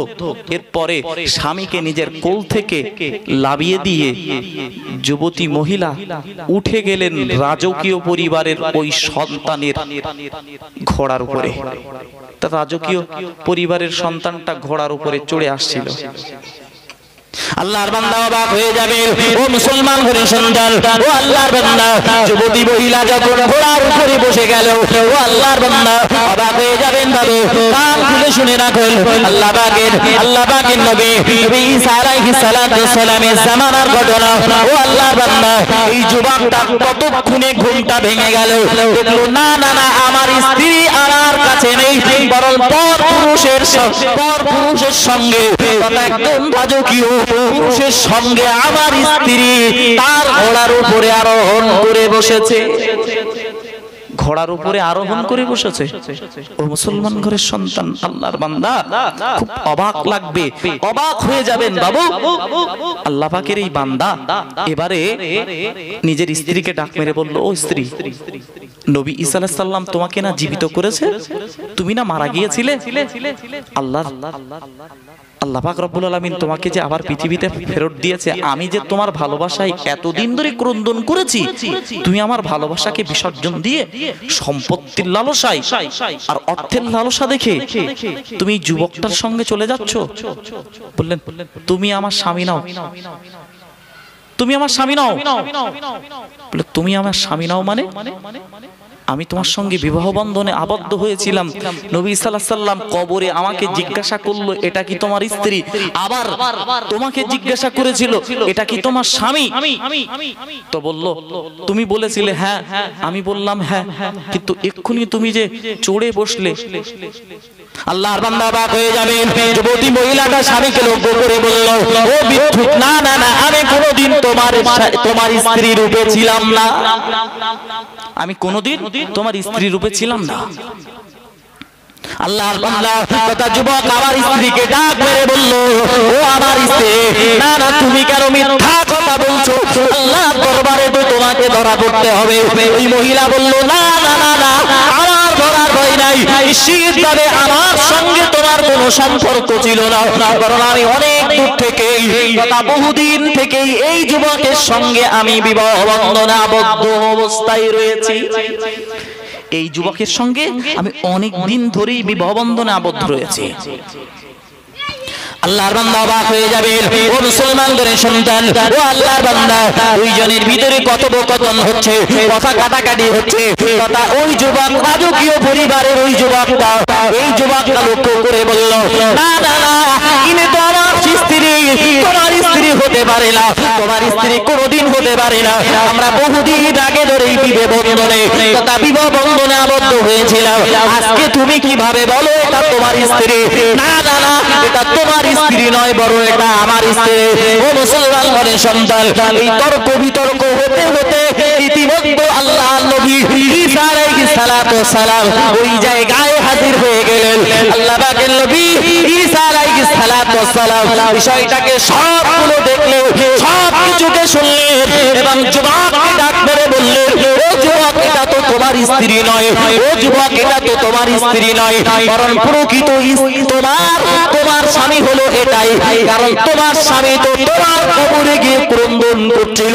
আর আমি নবী ঈসা আলাইহিস সালাতু ওয়াস সালাম তোমার স্বামীর ক্রন্দন সহ্য না করতে পেরে আমি আল্লাহর কাছে দোয়া করলাম এবং বললাম, কুম বিইজনিল্লাহ, আল্লাহর হুকুমে দাঁড়িয়ে যাও। হে যুবক, হে যুবতী মহিলা, তুমি আল্লাহর হুকুমে জীবিত হয়েছো, এখন তুমি কেন মিথ্যার আশ্রয় নিচ্ছ? তুমি কেন মিথ্যার আশ্রয় নিচ্ছ? যুবতী মহিলাটা বলল, আপনি একজন নবী হিসাবে এত বড় মিথ্যুক? নাউজুবিল্লাহ বলেন, আর একটু জোরে বলেন নাউজুবিল্লাহ। আপনি একজন নবী হিসাবে এত বড় মিথ্যুক? যুবতী মহিলাটা বলল, আমরা বহুদিন ধরে আমরা স্বামী স্ত্রী, বহুদিন ধরে স্বামী স্ত্রী, আর আজকে তুমি এই মহিলা এই যুবকটার সঙ্গে আমার স্বামী স্ত্রী বলছো? নবী মুসা আলাইহিস সালাম বারবার জিজ্ঞাসা করলেন, কিন্তু না না না, আল্লাহর বান্দা অবাক হয়ে যাবেন। এই যুবক অস্বীকার করে বসলো, তথা এই রাজকীয় পরিবারের এই ছেলেটা অস্বীকার করলো এবং মহিলা যুবতী মহিলাটাও অস্বীকার করলো। নবী সাল্লাল্লাহু আলাইহি সাল্লাম আর থাকতে পারলেন না, আল্লাহর দরবারে দোয়া করলেন, আল্লাহ এই মহিলাটা যেমন অবস্থায় ছিল তেমন অবস্থায় তুমি ফেরত দিয়ে দাও। সঙ্গে সঙ্গে মারা গেল, ইন্তেকাল হয়ে গেল। যুবকটা তথা প্রকৃত স্বামীটা আবার ক্রন্দন শুরু করলো, আর এই রাজকীয় পরিবারের যুবকটা চলে গেল। আল্লাহর বান্দা অবাক হয়ে যাবেন, যুবক আবার ক্রন্দন করতে শুরু করলো, ও রব্বুল আলামিন আল্লাহ, আপনি আমার স্ত্রীকে ফেরত দিয়েছিলেন, কিন্তু না না না, আমার স্ত্রী অন্যের সঙ্গে চলে যাচ্ছিল। আবার এই মহিলা তথা আমার স্ত্রী আবার পৃথিবীর জমিন থেকে চলে গেছে। না না, এমন স্ত্রী আমি কোনোদিন পাবো না। এত সতী, এত সুন্দর স্ত্রী, এত সৎ চরিত্রের স্ত্রী আমি কোনোদিন পাবো না, কোনোদিন পাবো না। ও মুসলমান ঘরের সন্তান, নবী ঈসা আলাইহিস সালাম এবার ওই যুবকের মাথায় হাত বুলিয়ে বললেন, যুবককে ডাক মেরে বললেন, ও যুবক, পৃথিবীর জমিনে তুমি মহিলার জন্য, তুমি সম্পদের জন্য, তুমি মহিলার জন্য ভালোবাসার কারণে না না, যিনি তোমাকে প্রকৃত সৃষ্টিকর্তা ওই স্রষ্টাকে তুমি ভুলে গেলে, যে স্রষ্টাকে তুমি ভুলে গেলে, তথা পৃথিবীর জমিনে তুমি স্ত্রীকে ভালোবেসেছো, স্ত্রী তোমাকে ফাঁকি দিয়েছে, আর যে রব তোমাকে সুন্দরভাবে সাজিয়েছে, তোমাকে সুন্দরভাবে পাঠিয়েছে। ও যুবক, মনে রাখো, যে রব তোমার স্ত্রীটাকে সুন্দর অবয়বে সৃজন করেছিল, ওই রবকে তুমি সন্তুষ্ট করতে পারলে আল্লাহ পাক রব্বুল আলামিন তো কঠিন কিয়ামতের দিন আল্লাহ তোমাকে জান্নাত দিয়ে তথা জান্নাতের বাসিন্দা বানিয়ে মহান আল্লাহ পাক রব্বুল আলামিন তো তোমাকে আরো সুন্দর নারী উপহার দিতে পারে। জোরে বলুন, আর একটু চিল্লা হবে না? পৃথিবীর নারী তুমি মহব্বত করছো, ওই নারীকেও তো আল্লাহ বানিয়েছে। তুমি সেই প্রকৃত স্রষ্টাকে ভুলে গিয়ে তুমি সৃষ্টির উপরে তথা আল্লাহ সৃষ্টির ভালোবাসায় তথা সৃষ্টির ভালোবাসায় তুমি নিজেকে নিমজ্জিত করে ফেলেছো। প্রকৃত স্রষ্টাকে ভালোবাসলে তোমার তো আরো ভালো কিছু পেতে পারতে। তোমার স্ত্রী এত ভালোবাসার পরেও তোমার স্ত্রী যখন ধোঁকা দিতে পারে, তোমার রব তো তোমার সঙ্গে ধোঁকা দেবে না। আল্লাহর বান্দা বাক হয়ে যাবে, যুবক ভুল বুঝতে পারলো, না না না, এই পৃথিবীর জমিনে আমি যত কিছু করেছি আমার স্ত্রীর জন্য, না না, এটা প্রকৃত পক্ষে আমার ভুল হয়েছে। না না না, আমার স্ত্রী আমাকে যখন ভালোবাসে না, নিশ্চিতভাবে আমার স্ত্রীকে যিনি সৃজন করেছে, যে স্রষ্টা আমাকে সৃজন করেছে, যে স্রষ্টা আকাশ সৃষ্টি করেছে, জমিন সৃষ্টি করেছে, পাহাড় সৃষ্টি করেছে, পর্বত সৃষ্টি করেছে, আল্লাহ যে রব সৃষ্টি করেছে, মাবুদ সৃজন করেছে, ওই রবের সন্তুষ্ট যদি আমি করতে পারি, নিশ্চিতভাবে আমিও আল্লাহ দরবারে মকবুল হয়ে যাব। জোরে বলুন, সব কিছুকে বাবু একটু থামাতে হবে। কি সর্বনাশ! এ যুবক,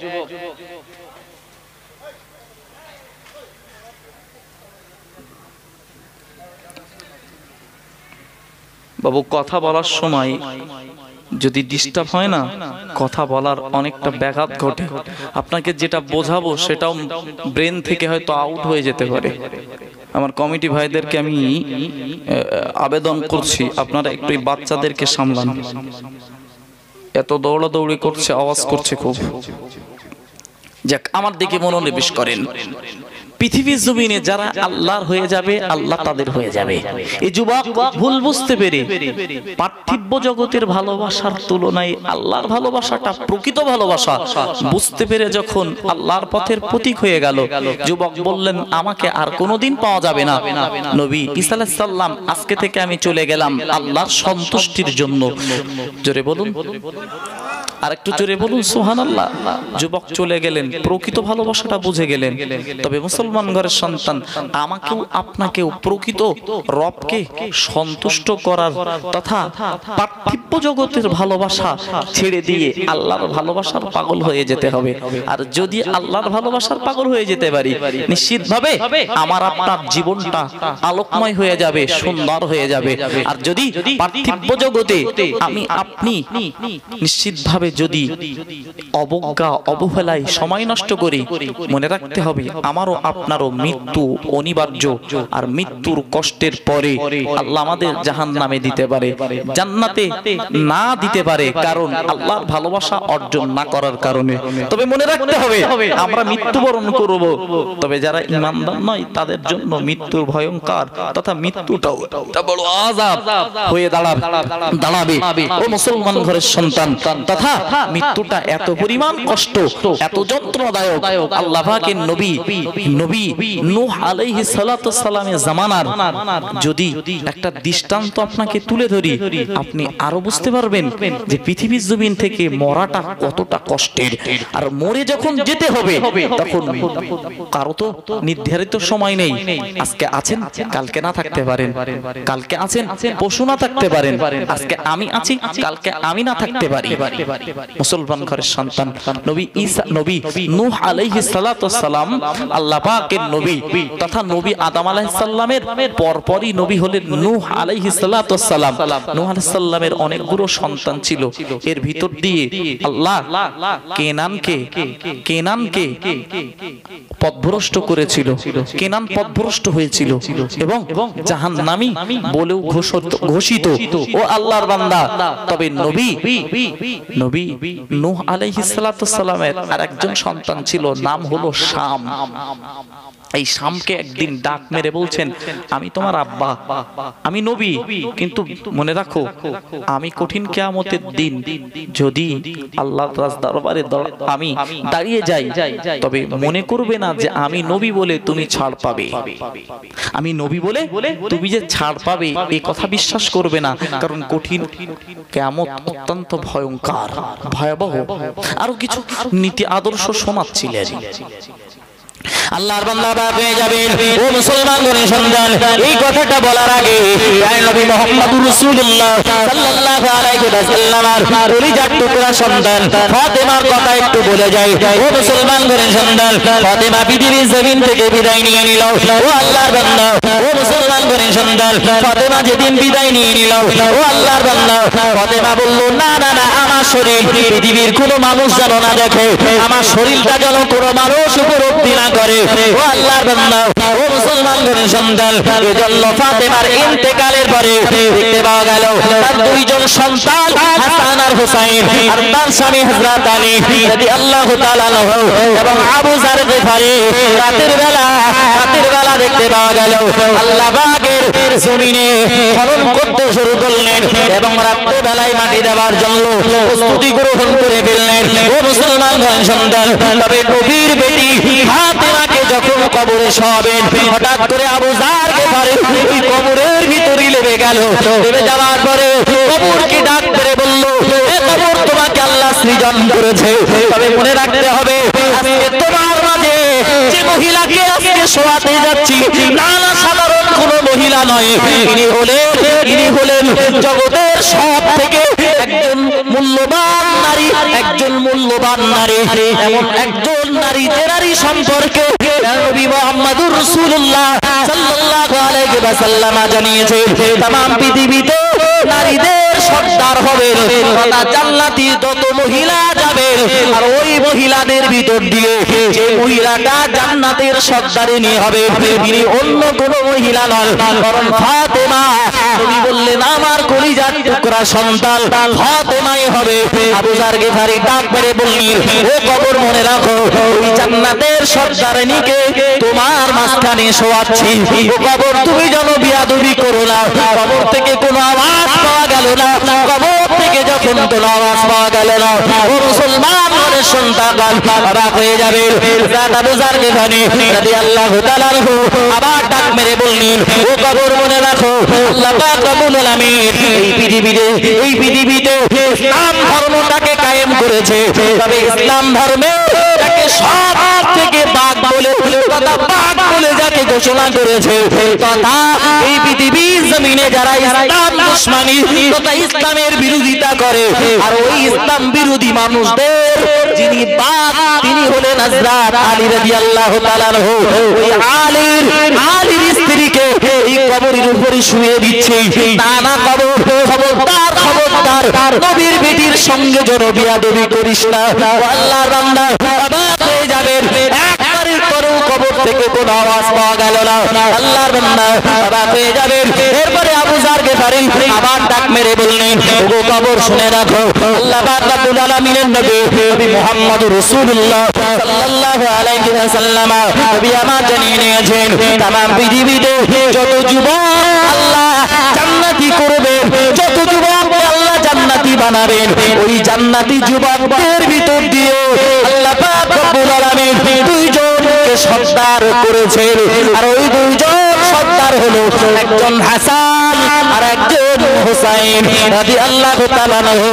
ও কবর মনে রাখো, আজকে তোমার মাঝে যে মানুষটাকে শোয়াতে যাচ্ছে, ওই মানুষটা সাধারণ কোনো মহিলা নয়, বরং জান্নাতি যুবক সর্দারিনীর মা ফাতেমাতুজ জোহরা রাদিয়াল্লাহু তাআলা আনহা। কবর থেকে কোনো আওয়াজ আসলো না।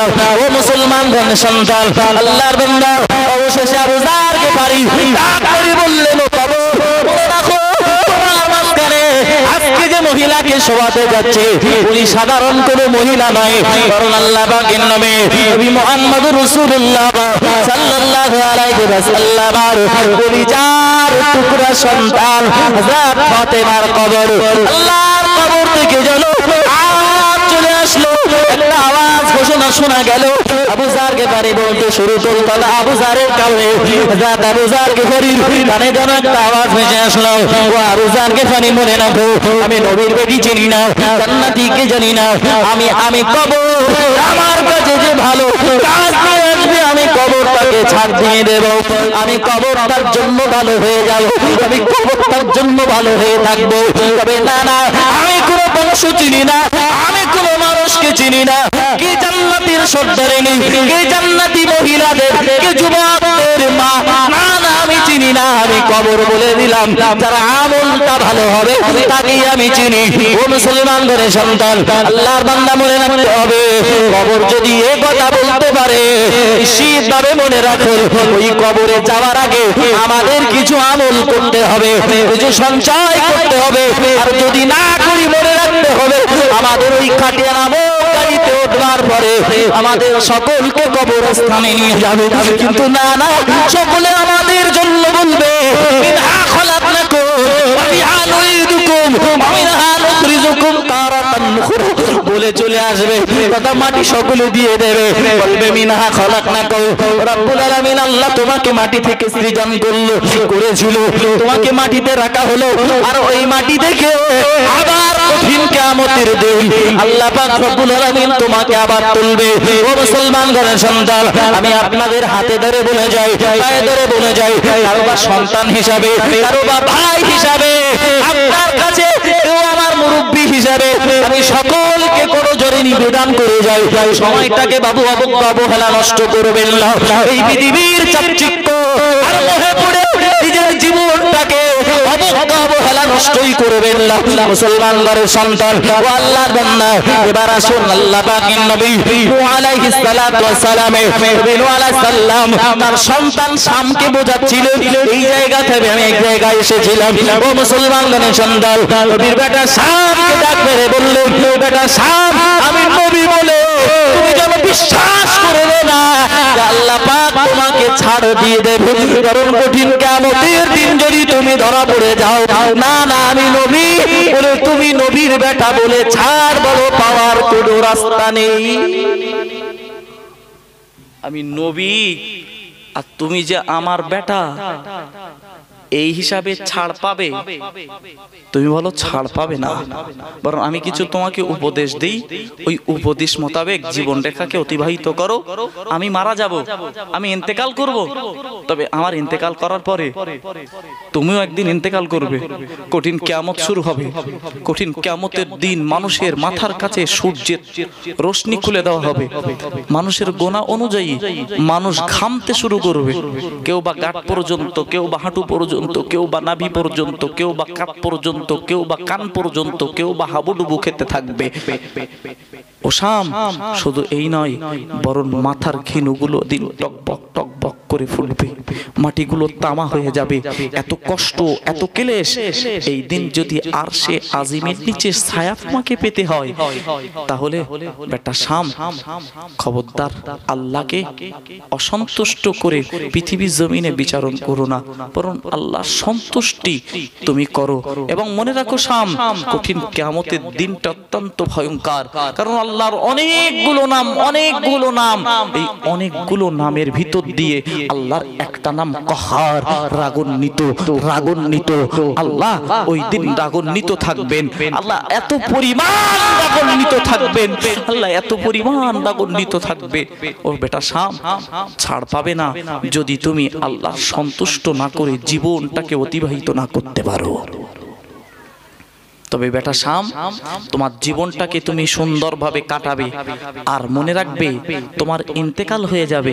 ইন্তেকাল হয়ে যাবার পরে অনেক যুগ অতিবাহিত হয়ে যাবে, অনেক যুগ অতিবাহিত হয়ে যাবার পরে একটা যুগ শুরু হবে। সেই যুগটা থাকবে নবী ঈসা আলাইহিস সালাতুস সালামের যুগ। ওই যুগে তোমার সঙ্গে নবী ঈসা আলাইহিস সালামের সাক্ষাৎ হবে, আর ওই সাক্ষাতে তুমি আমার সালামটুকু একটু পৌঁছে দেবে। জোরে হবে না? আমার সালামটুকু একটু পৌঁছে দেবে। আল্লাহর বান্দা অবাক হয়ে যাবে। ও মুসলমান ঘরের সন্তান, আল্লাহ পাকের নবী নূহ আলাইহিস সালাতু ওয়াস সালাম দুনিয়াকে বিচারণ করতে করতে পৃথিবী জমিন থেকে চিরবিদায় নিয়ে নিল। ও আল্লাহর বান্দা, ও মুসলমান ঘরের সন্তান, অবাক হয়ে যাবেন বাবা। এরপরে নবীর বেটা শাম দীর্ঘদিন ধরে পৃথিবী জমিনে বিচারণ করলো, তিনিও মারা গেল, ইন্তেকাল হয়ে গেল, তথা শামেরও মরে গেল, শামও পৃথিবী জমিন থেকে চলে গেল। ও আল্লাহর বান্দা, শুরু হয়ে গেল এটা যুগের পর যুগ পার হয়ে গেল, নবীরা অনেক নবীর যুগ পার হয়ে গেল। শুরু হলো আমাদের নবীর আগের যুগ, তথা নবী ঈসা আলাইহিস সালাতু ওয়াস সালামের যুগ। নবী ঈসা আলাইহিস সালাতু ওয়াস সালামের আল্লাহ মুজিজা দিয়েছিলেন। ওই মুজিজার ভিতর দিয়ে আল্লাহ একটা মুজিজা দিয়েছিল। ওই মুজিজাটা হলো নবীর তো ব্যক্তিকে যদি মাটিতে বলতেন কুম বিইজনিল্লাহ, সঙ্গে সঙ্গে দাঁড়িয়ে যেত, আল্লাহর হুকুমে দাঁড়িয়ে যেত।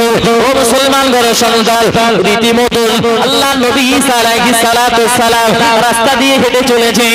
চলতে চলতে দেখতে পাওয়া গেল একটা বড় লম্বা কবর, লম্বা বড় একটা কবর।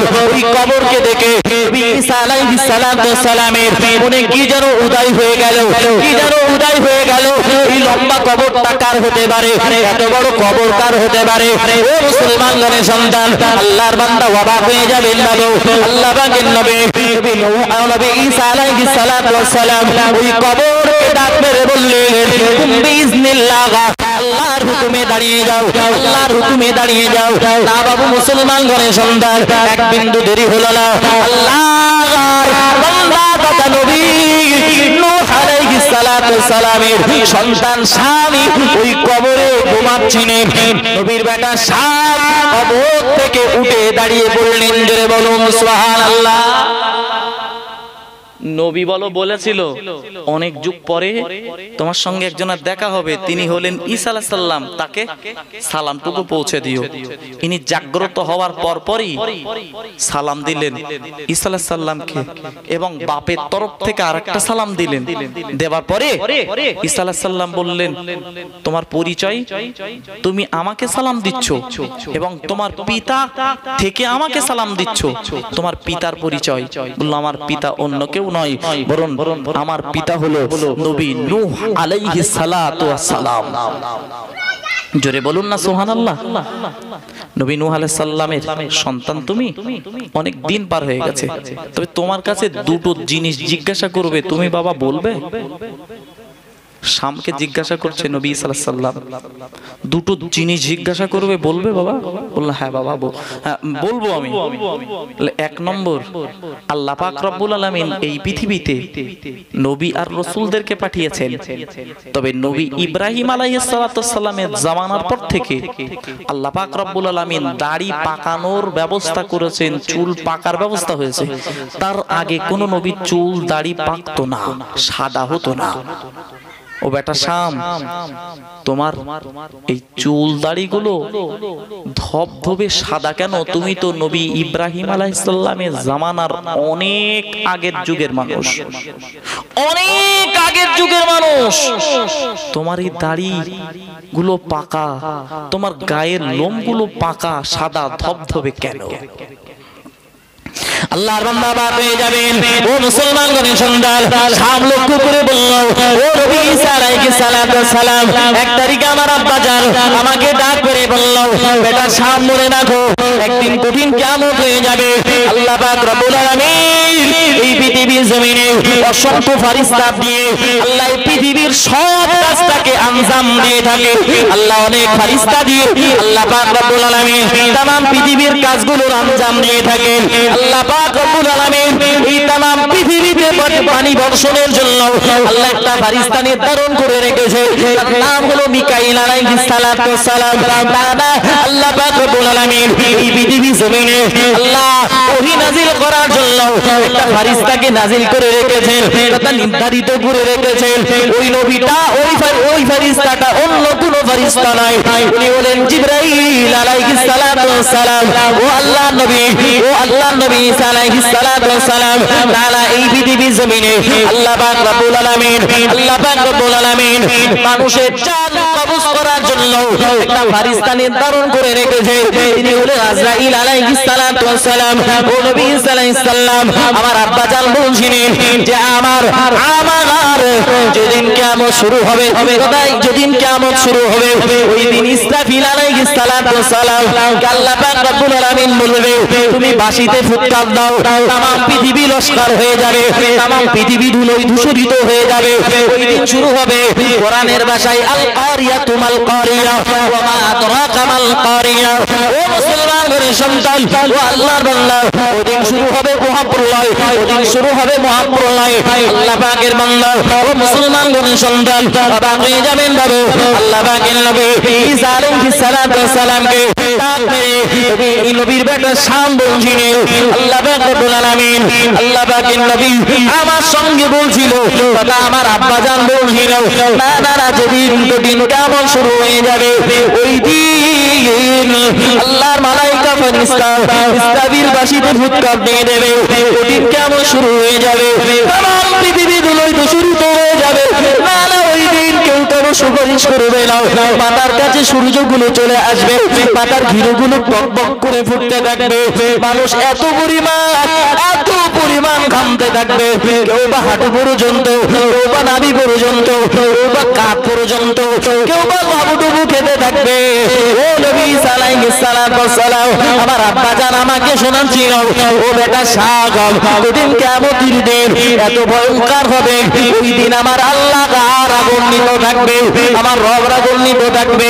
আমার আল্লাহর অনেকগুলো সিফাতি নাম রয়েছে, আল্লাহর একটা নাম রহমান, আর একটা নাম রহিম, আল্লাহর আরেকটা নাম সত্তার, আর একটা নাম জব্বার। আল্লাহর অনেকগুলো নাম রয়েছে, অনেকগুলো নামের ভিতর দিয়ে আল্লাহর একটা নাম হলো পাক্কাকার, আল্লাহর একটা নাম হলো রাগান্বিত। আল্লাহ পাক রব্বুল আলামিন এই কঠিন কিয়ামতের দিন রাগান্বিত থাকবেন। ও আল্লাহ পাকের নবী ঈসা আলাইহিস সালাম আপনি যখন আমার কবরকে লক্ষ্য করে বললেন, বিইজনিল্লাহ হে আল্লাহর বান্দা, আল্লাহর হুকুমে দাঁড়িয়ে যা। আমি যেন কিছু সময়ের জন্য মনে করলাম ইসরাফিল বাঁশিতে ফুৎকার দিয়ে দিয়েছে, কঠিন কিয়ামত শুরু হয়ে গেছে। কঠিন কিয়ামতের আমি নবীর বেটা শাম আমার গায়ে লোমগুলো সব থেকে দবদবে হয়ে গেছে, আমার নবীর বেটা শাম আমার সব চুলগুলো সাদা হয়ে গেছে। নবী ঈসা আলাইহিস সালাম আমি ওই আব্বার কথাকে স্মরণ দেখে, তথা কঠিন কিয়ামতের দিনের কথা স্মরণ দেখে আমার যেন মনে হলো আল্লাহ পাক রব্বুল আলামিন যেন কিয়ামত আবার শুরু করে দিয়েছে, তাই আমার तमाम দেহের চুলগুলো সব থেকে সাদা হয়ে গেছে। টেনশনে, চিন্তায়, ভয়ে, ভীত সন্ত্রস্ত অবস্থায় আব্বার কথা স্মরণ করেছি, আর এই স্মরণে সবগুলো ভিজে এই রকম হয়ে গেছে। এরপরে নবী ঈসা আলাইহিস সালাম বললেন, এটা নাই বুঝলাম, তবে আমি এখনো ইন্তেকাল করিনি, আমি এখনো মারা যাইনি, তবে মরণের কষ্টটা কেমন হবে? তুমি তো ইন্তেকাল করেছো, তুমি একবার বলো না মরণের কষ্টটা কেমন হবে? মরণের কষ্টটা কেমন হবে একবার বলো না। আল্লাহর বান্দা অবাক হয়ে যাবে। ওই দিন শাম বলেছিল না না না, আল্লাহ পাক রব্বুল আলামিন সেদিন আজরাইলকে নির্দেশ দিল, যাও শামকে জানটা কবজ করে নাও। আমি শাম আমার জানটাকে কবজ করছিল, আর ওই সময় আমি এত পরিমাণ কষ্ট পাচ্ছিলাম, না না ওই কষ্টের কারণে আমার পা থেকে মাথার সমস্ত লোম দিয়ে ঘাম বাইর হয়েছিল, এত পরিমাণ ঘাম বাইর হয়েছিল এবং এত পরিমাণ কষ্ট হয়েছিল, আমি শত শত বছর ধরে কবরে শুয়ে রয়েছি। না না না, আজ পর্যন্ত ওই কষ্টের ঘাম বাইর হয়েছিল, ও ঘাম এখনো পর্যন্ত শুকায়নি, এখনো পর্যন্ত ঘাম শুকায়নি। এত পরিমাণ ঘাম এবং এত পরিমাণ কষ্ট হয়েছিল যে কষ্টের কারণে আমার প্রত্যেকটা লোমের গোড়া দিয়ে ঘাম বাইর হয়েছিল। ওই ঘামে আজও পর্যন্ত শত শত বছর ধরে কবরে শুয়ে থাকার পরেও আজও পর্যন্ত আমার সে ঘাম শুকায়নি। ও মুসলমান ঘরের সন্তান, আমি আপনি একবারের তরেও ভাবি না, আমি আপনি একবারের তরেও এ চিন্তা করি না যে আমাদেরকে পৃথিবীর জমিন থেকে চলে যেতে হবে, মৃত্যু নামক জিনিস আমাদেরকে গ্রেফতার করবে, এই জিনিসটা আমরা ভাবি না বাবু। বরং আমরা পৃথিবীর জমিনে সব থেকে আমাদের সব থেকে ক্ষতিগ্রস্ত হওয়ার মূল কারণে সম্পদ, সম্পদ সম্পদ সম্পদ করেই আমাদের জীবনটা একেবারে শেষ। ঠিক বলছি না ভুল বলছি বাবু? একটু কথা বলেন।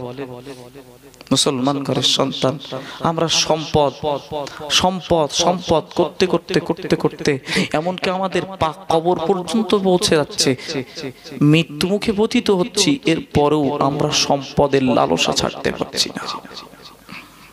সম্পদ আপনার প্রয়োজন, সম্পদ আপনার দরকার, সম্পদ আপনারও দরকার, আমারও দরকার, তবে সম্পদ আল্লাহ যতটা দেবে ওই সম্পদ নিয়ে সন্তুষ্ট চিত্তে থাকা দরকার এবং আল্লাহর নিয়ামতের শুকরিয়া আদায় করা দরকার। লা ইন শাকারতুম লা আযীদান্নাকুম ওয়া লা ইন কাফারতুম ইন্না আযাবি লাশাদীদ। আল্লাহ বলেন বান্দা নিয়ামত যতটুকু দিয়েছি ওই নিয়ামতের শুকরিয়া আদায় করবে, আর নিয়ামতের শুকরিয়া যদি বান্দা বান্দি না আদায় করো, জেনে রাখো ওয়ালাহুম আযাবুন আযীম, আমার যন্ত্রণা, আমার আযাব অত্যন্ত যন্ত্রণাদায়ক শাস্তি। আল্লাহর বান্দা মনে রাখো, ও মুসলমান গণে সুন্দর, আমি বেশি সময় আর আপনাদেরকে নিয়ে বলতে পারবো না, কারণ আমার সময় একেবারে শেষের দিকে।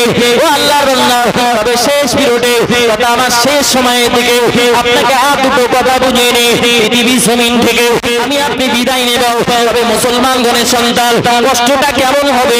ও আল্লাহর বান্দা, কবর জমিনে যদি ধরা পড়ে যায়, নিশ্চিতভাবে ও ধরা পড়লে না না না, আল্লাহ পাকের নবী জানিয়েছেন ওই কবরে ধরা পড়লে হাসরে ধরা পড়তে হবে, মিজানে ধরা পড়তে হবে, সিরাতে ধরা পড়তে হবে। আল্লাহ বান্দা, কোনো দরবারে ছাড় পাওয়ার কোনো রাস্তা পাওয়া যাবে না। ও মুসলমান ঘরের সন্তান, মিশকাত শরীফের হাদিসের ভিতরে এসেছে নবী মুহাম্মদুর রাসূলুল্লাহ সাল্লাল্লাহু আলাইহি ওয়াসাল্লাম এক তারিখে সাহাবাদেরকে নিয়ে আল্লাহ পাকের নবী পুরো একটা প্রাণীর উপর দিয়ে আরোহণ করে চলছিলেন। চলতে চলতে নবী মুহাম্মদুর রাসূলুল্লাহ সাল্লাল্লাহু আলাইহি ওয়াসাল্লাম একটা গোত্রের পাশ দিয়ে চলছিলেন। হঠাৎ করে দেখতে পাওয়া গেল ওই প্রাণীটা এত জোরে লাফিয়ে উঠল, তার নবী মুহাম্মদুর রাসূলুল্লাহ সাল্লাল্লাহু আলাইহি ওয়াসাল্লাম পড়ে যাওয়ার উপক্রম হলে আল্লাহ পাকের নবী যেন পড়ে যাওয়ার মতো হলো। সাহাবারা জিজ্ঞাসা করলেন, ইয়া রাসূলুল্লাহ, ইয়া হাবিবাল্লাহ, আল্লাহ পাক রব্বুল আলামিন আপনাকে সৃজন না করলে আসমান সৃজন করতেন না, আল্লাহ আপনাকে না সৃজন করলে জমিন সৃজন করতেন না, আল্লাহ আপনাকে সৃজন না করলে পাহাড় সৃজন করতেন না, আল্লাহ আপনাকে সৃজন না করলে পর্বতমালাকে সৃজন করতেন না, আল্লাহ আপনাকে সৃজন না করলে তামাম পৃথিবীর কুল কায়নাত কিছু সৃজন করতেন না, আল্লাহ আপনাকে সৃজন করার পরে আল্লাহ তামাম পৃথিবীতে আল্লাহ পাক রব্বুল আলামিন আল্লাহ যেমন মানুষ দিয়েছেন, পাশাপাশি জীবজন্তু দিয়েছেন, তবে তার ভিতর দিয়ে একটা প্রাণীর উপরে আপনি আরোহণ করেছেন, চড়ে বসেছেন, আর ওই প্রাণীটা আপনাকে ফেলে দেওয়ার চেষ্টা করলো, ওই প্রাণীটা আপনাকে ফেলে দেওয়ার উপক্রম করলো। আল্লাহর নবী আপনি বলেন না কি জন্য আপনার সঙ্গে এমনটা আচরণ করলো, আপনার সঙ্গে কেন এমন আচরণ করলো? নবী মুহাম্মদুর রাসূলুল্লাহ সাল্লাল্লাহু আলাইহি ওয়াসাল্লাম নবী আবার বললেন, গো আমার সাহাবারা মনে রাখো, গো আমার সাহাবীরা জেনে রাখো, তোমরা দেখো না এই জায়গায় কোনো কবর কি তোমরা দেখতে পাও কিনা?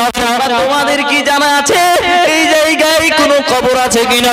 সাহাবাদের ভিতর দিয়ে একজন সাহাবা রাসূলের দরবারে বললেন, ইয়া রাসূলুল্লাহ গে, ইয়া হাবিবাল্লাহ হুজুর, এই জায়গায় একটা কবর আছে, এই জায়গায় দুটো কবর রয়েছে। তবে রাসূল জিজ্ঞাসা করলেন, ও আমার সাহাবারা, ও আমার সাহাবীরা, তোমরা বলো না এই মানুষগুলো কোন হালাতে পৃথিবীর জমিন থেকে বিদায় নিয়েছিল? তোমরা বলো না এই মানুষগুলো পৃথিবীর জমিন থেকে কোন অবস্থায় বিদায় নিয়েছিল? সাহাবারা বললেন, ইয়া রাসূলুল্লাহ, হাবিবাল্লাহ, এই মানুষগুলো বিদায় নিয়েছিল কুফরি অবস্থায়, কুফরি অবস্থায়, ঈমান হারা অবস্থায়। রাসূল বললেন, ও সাহাবারা, এই কবরের ভিতরে এত পরিমাণ কষ্ট হচ্ছে, এত যন্ত্রণা হচ্ছে, এত কষ্ট দেওয়া হচ্ছে, যেটা তোমরা দেখলে তোমরা পৃথিবীর জমিনে মায়া মহব্বত সব ছেড়ে দেবে। আল্লাহর বান্দা মনে রাখুন, ও মুসলমান গণ শুনবেন, নবী মুহাম্মদুর রাসূলুল্লাহ সাল্লাল্লাহু আলাইহি ওয়াসাল্লাম নবী আমার সাহাবাদের ডাক মেরে বললেন, ও আমার সাহাবারা মনে রাখো, ও আমার সাহাবীরা জেনে রাখো, আমি আখিরি জামানার নবী নবী মুহাম্মদুর রাসূলুল্লাহ সাল্লাল্লাহু আলাইহি ওয়াসাল্লাম তোমাদেরকে জানিয়ে দিলাম, ওই কবরে এত পরিমাণ আযাব হচ্ছে, আমি রাসূলুল্লাহ যদি তোমাদের জন্য দোয়া করি, আল্লাহ পাক রব্বুল আলামিন আমার সাহাবাদেরকে এই কবরের আযাব দেখার সৌভাগ্য দিয়ে দাও, আমার দোয়া আল্লাহ কবুল করে নেবে। না না না, আমি রাসূল তোমাদের জন্য দোয়া করতে পারবো না। রাসূলুল্লাহ সাহাবারা জিজ্ঞাসা করলেন, ইয়া রাসূলুল্লাহ, ইয়া হাবিবাল্লাহ, কেন আপনি দোয়াটা আমাদের জন্য করবেন না? আযাব কেমন হচ্ছে আমরা তো কিছু রীতি নিতে পারবো, বা আমরা কিছু উপদেশ গ্রহণ করতে পারবো। নবী মুহাম্মদুর রাসূলুল্লাহ সাল্লাল্লাহু আলাইহি ওয়াসাল্লাম সাহাবাদের ডাক মেরে বললেন, ও আমার সাহাবারা মনে রাখো, আজকে যদি তোমরা আযাব দেখো, না না না, পৃথিবীর জমিনে তোমরা বিবির মায়া ছেড়ে দেবে, বাচ্চার মায়া ছেড়ে দেবে, সম্পদের মায়া ছেড়ে দেবে, পৃথিবীর জমিনে তোমরা খাওয়া দাওয়া সবগুলোকে পরিত্যাগ করে তোমরা পাগলের ন্যায় ঘুরতে থাকবে। আমি রাসূল বলে দিচ্ছি, শুধু তাই নয়, আমি রাসূল তোমাদেরকে জানিয়ে দিচ্ছি, আজকে কবরের আযাব যদি তোমরা দেখে ফেলো, না না, তোমরা মানুষকে আর কবরের স্থানে তথা মাটির নিচে মানুষকে দাফন করতে ভয় করবে। ও মুসলমানের সন্তান, রাসূল বললেন, তোমরা মাটির নিচে মানুষকে দাফন করতে ভয় করবে, তোমরা আর মানুষকে মাটির নিচে দাফন করবে না, ভীত সন্ত্রস্ত হয়ে যাবে, পাগলের ন্যায় হয়ে যাবে। এত কষ্ট, এত যন্ত্রণা দেওয়া হচ্ছে, তাই ওটার কিছু আলামত দেখতে পেয়ে বা শুনতে পেয়ে আমার এই প্রাণীটা তথা আমি যার উপরে আরোহণ করেছিলাম, এই প্রাণীটা লাফিয়ে উঠেছে। আসল লাফানোর কারণ আমাকে ফেলে দেওয়া নয়, বরং এই ভীত সন্ত্রস্ত তথা এই কবরের আযাব অনুভব করে ভীত সন্ত্রস্ত হয়ে লাফিয়ে উঠেছে। মুসলমান ঘরের সন্তান, ওই কবর আমাদের জন্য অপেক্ষা করছে। আমার আপনার জীবনটা সংশোধন করতে হবে, আমার আপনার জীবনটাকে ভালো পথে আনতে হবে। এত সুন্দর মজলিস বাবু, এত সুন্দর মজলিস হওয়ার পরেও এখনো কত যুবক বাইরে, এখনো কত যুবক বাইরে কোরআনের হাত কথা শুনবে না। তারা রাস্তাঘাটে নিশ্চিতভাবে, তারা রাস্তাঘাটে দোকানে নিশ্চিতভাবে বুঝতে হবে তাদের জন্য নসিবে কবুল হয়নি। কষ্ট নেবেন না বাবু, হক কথা এটা, এটাই সত্য, এটাই বাস্তব, তাদের জন্য কবুল হয়নি। আল্লাহ আমাদের ভালোবেসেছেন, তাই দ্বীনের মজলিস থেকে কিছু কোরআন শোনার মতো, কিছু হাদিস শোনার মতো, কিছু নসিহত শোনার মতো তৌফিক দিয়েছেন। ঠিক বলছি না ভুল বলছি বাবু? কিছু মানুষ আসবেন, তবে শেষ টাইমে। আল্লাহর বান্দা, ও মুসলমান ঘরের সন্তান, শুধু যদি কেউ নিয়ত করে যে আমি শেষ টাইমে আসব আর দোয়া সর্বসানি করে দেব, ও মুসলমান ঘরের সন্তান, আল্লাহর বান্দা, জলসা দেওয়ার উদ্দেশ্য হলো আলেম ওলামারা আসবেন, আর আসবার পরেতে কোরআন সুন্নাহর আলোকে কিছু কথা বলবেন, ওটাকে নিজের ভিতরে নেওয়া এবং সেই মোতাবেক আমল করা, এবং যিনি বলবেন তিনিও যেন আমল করেন বা করার চেষ্টা করেন, এবং আল্লাহর কাছে ক্ষমা ভিক্ষা করা, তথা যিনি বলবেন বেশি বেশি তার জন্য প্রয়োজন যে আল্লাহ আমি বলছি, আল্লাহ আমাকে তুমি কবুল করো এবং আমার কথা মোতাবেক আমাকেও আমল করাও, আমার শ্রোতাদেরকেও আমল করিও। ঠিক বলছি না ভুল বলছি বাবু? এখন আমার যদি নিয়ত হয় আমি সুন্দরভাবে বলে গেলাম, আমি বলা উল্লাহ বলে গেলাম, আপনারা শোনা উল্লাহ শুনে গেলেন, এক কান্দে শুনলেন, অপর কান্দে বার করে দিলেন, নিশ্চিতভাবে মনে রাখুন এ জলসার সার্থকতা হবে না, তবে নিশ্চিতভাবে সার্থকতা হবে আমি আপনি যদি পরিবর্তন হতে পারি। আমি আপনি আজকে দাড়ি নেই আমার মুখে, কালকে থেকে যদি দাড়িটা রাখতে পারি আমি সার্থক হব। ও মুসলমান ঘরের সন্তান, আপনি 5 ওয়াক্ত নামাজ পড়েন না, আপনি যদি 5 ওয়াক্ত নামাজি হয়ে যান তাহলে আপনিও সার্থক হয়ে গেলেন। আমি বক্তা হিসাবে আমি বলছি মানে আমিও সার্থক হলাম, কারণ কঠিন কিয়ামতের দিন আল্লাহর দরবারে বলা যাবে যে আল্লাহ ওই জায়গায় গিয়ে কোরআনের কথা বলতে বলতে একটা মানুষ নামাজি হয়েছিল, একটা মানুষ রোজাদার হয়েছিল, একটা মানুষ আল্লাহ আপনার পথের পথিক হয়েছিল। তবে যদি এই জিনিসটা না আসে, টাকা অর্থ সবকিছু খরচ করার পরেও নিশ্চিতভাবে এই সম্পদের মূল্যায়ন, এই সম্পদগুলো আপনারা খরচ করেছেন, এর মূল্যায়ন হবে। গ্রামে যত মানুষ যত যুবক আছেন সবাইকে বসা, ঠিক বলছি না ভুল বলছি? মূল্যায়ন হবে, কারণ সকলেই অর্থ দিয়েছেন। এই জিনিসটা করলে কি হয়, অনেক মানুষের না জানা বিষয়গুলো জানা হয়, অনেক মানুষের জানা বিষয়গুলো আবার মনে পড়ে। হয়তো সব বক্তারা সব কথা যেগুলো কথা বলে অনেক মানুষের জানা থাকে, তো সেগুলো আবার নতুন ভাবে জানা হয়। ঠিক বলছি না ভুল বলছি বাবু? অতএব সকলের বসার প্রয়োজন ছিল। আল্লাহ আমাদের সকলকে কবুল করেন, বলুন আল্লাহুম্মা আমিন। আরো জোরে বলেন আল্লাহুম্মা আমিন। যারা এখনো আসতে পারেনি আমরা দোয়া করি আল্লাহ তাদেরকেও মজলিসে এনে তথা মজলিসের ভিতরে বসিয়ে তাদেরকেও দ্বীনের জ্ঞান অন্বেষণের তৌফিক দিক, বলুন আল্লাহুম্মা আমিন। কারণ নবী মুহাম্মদুর রাসূলুল্লাহ সাল্লাল্লাহু আলাইহি ওয়াসাল্লাম জানিয়েছেন একজন ব্যক্তি, একজন আবেদ ব্যক্তি তথা একজন আল্লাহওয়ালা ব্যক্তি রাত জেগে ইবাদত করবে, নফল নামাজ পড়বে, আর ওই নফল নামাজের তুলনায় কোন ব্যক্তি যদি দ্বীনের জ্ঞান সঞ্চয় করার জন্য দ্বীনের মজলিসে বসে, ইসলামী মজলিসে বসে, কোরআন সুন্নাহর আলোকে তথা মজলিসে বসে, কোরআন সুন্নাহর কথা যেখানে হয়, রাসূলের কথা যেখানে হয়, ওই জায়গায় বসলে নফল নামাজ পড়ার তুলনায় এই দ্বীনে মজলিসে বসলে বেশি সওয়াব পাওয়া যাবে। রাসূলের ঘোষণা জোরে হবে না? আর একটু জোরে হবে না সুবহানাল্লাহ? তাহলে দ্বীনে মজলিসে বসার গুরুত্ব যদি এই হয়, নিশ্চিতভাবে মনে রাখতে হবে আমাদের সকলের করণীয় হবে দ্বীনের মজলিসে বসা, ইসলামের মজলিসে বসা। ঠিক বলছি না ভুল বলছি বাবু?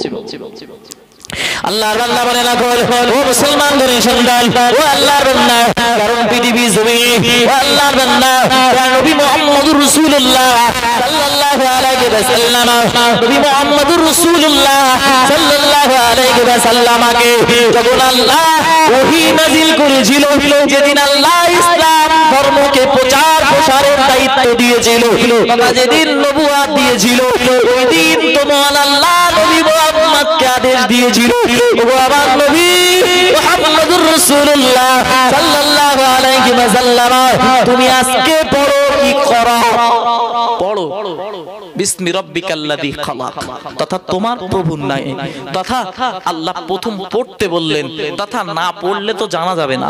ঠিক বলছি না ভুল বলছি? অতএব আমরা পড়তে যারা জানি না তাদের তো জানার চেষ্টাটুকু করতে হবে।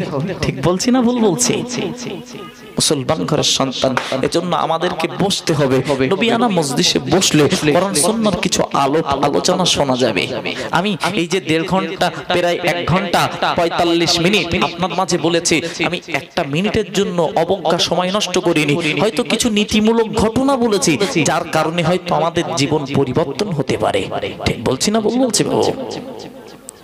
আল্লাহর বান্দা বলে রাখো ও মুসলমান করে শুনবেন এজন্য নবী মুহাম্মদুর রাসূলুল্লাহ সাল্লাল্লাহু আলাইহি ওয়াসাল্লাম तमाम দুনিয়াবাসীদেরকে জানিয়ে দিয়েছে ও দুনিয়াবাসীরা মনে রাখো আমি আখিরি জামানার নবী মুহাম্মদুর রাসূলুল্লাহ সাল্লাল্লাহু আলাইহি ওয়াসাল্লাম তোমাদেরকে জানিয়ে দিলাম তালাবুল ইলমি ফরিদাতুন আলা কুল্লি মুসলিম ওয়া মুসলিমা প্রতিটা নর নারীর জন্য ইসলামী শিক্ষা করা ফরজ ইসলামী শিক্ষা করা ফরজ এটা রাসূলের কথা এটা হাবিবের কথা আমরা যারা জানি না আমরা তো অনেকেই মাদ্রাসায় পড়িনি তো আমরা নামাজ পড়বো কিভাবে রোজা রাখবো কিভাবে হজ করব কিভাবে আমাদের জীবন পরিবর্তন করব কিভাবে এই জানার জন্য এত সুন্দর মজলিস কায়েম হয়েছে ঠিক বলছি না বলছি আল্লাহর বান্দা ও মুসলমান গণের সন্তান মজলিসে আসলে জানা যায় ঠিক বলছি না ভুল বলছি ও মুসলমান গণের সন্তান এজন্য নবী জানিয়েছেন প্রতিটা নরনারীর জন্য ইসলামী শিক্ষা করা ফরজ ও আল্লাহর বান্দা কোরআনের ভাষায় কোরআন আল্লাহ জানিয়েছেন ফাসআলু আহলা যিকরি ইন কুনতুম লা তা'লামুন ও বান্দা বান্দি আমি আল্লাহ পাক রব্বুল আলামিন তোমাকে জিজ্ঞেস তুমি যদি না জানো তাহলে বান্দা তুমি জানা ব্যক্তির অনুসরণ করবে তোমার জীবনটাকে ভালো করার জন্য ইহদিনাস সিরাতাল মুস্তাকিমের রাস্তায় তোমার জীবনটাকে পরিচালিত করার জন্য মুস্তাকিম তথা সিরাতাল মুস্তাকিম তথা সঠিক রাস্তায় পরিচালিত করার জন্য যারা জানা ব্যক্তি তাদেরকে অনুকরণ করলে তাহলে আল্লাহ পাক রব্বুল আলামিন তাদেরকেই ভালোবাসবেন কারণ তারা জানার চেষ্টা করেছে আর জানার পরে মান্যতা দিতে হবে ও মুসলমান ঘরের সন্তান কারণ নবী মুহাম্মদুর রাসূলুল্লাহ সাল্লাল্লাহু আলাইহি ওয়াসাল্লাম নবী আমার জানিয়েছেন এরপরে জানিয়েছেন ও দুনিয়াবাসী মনে রাখো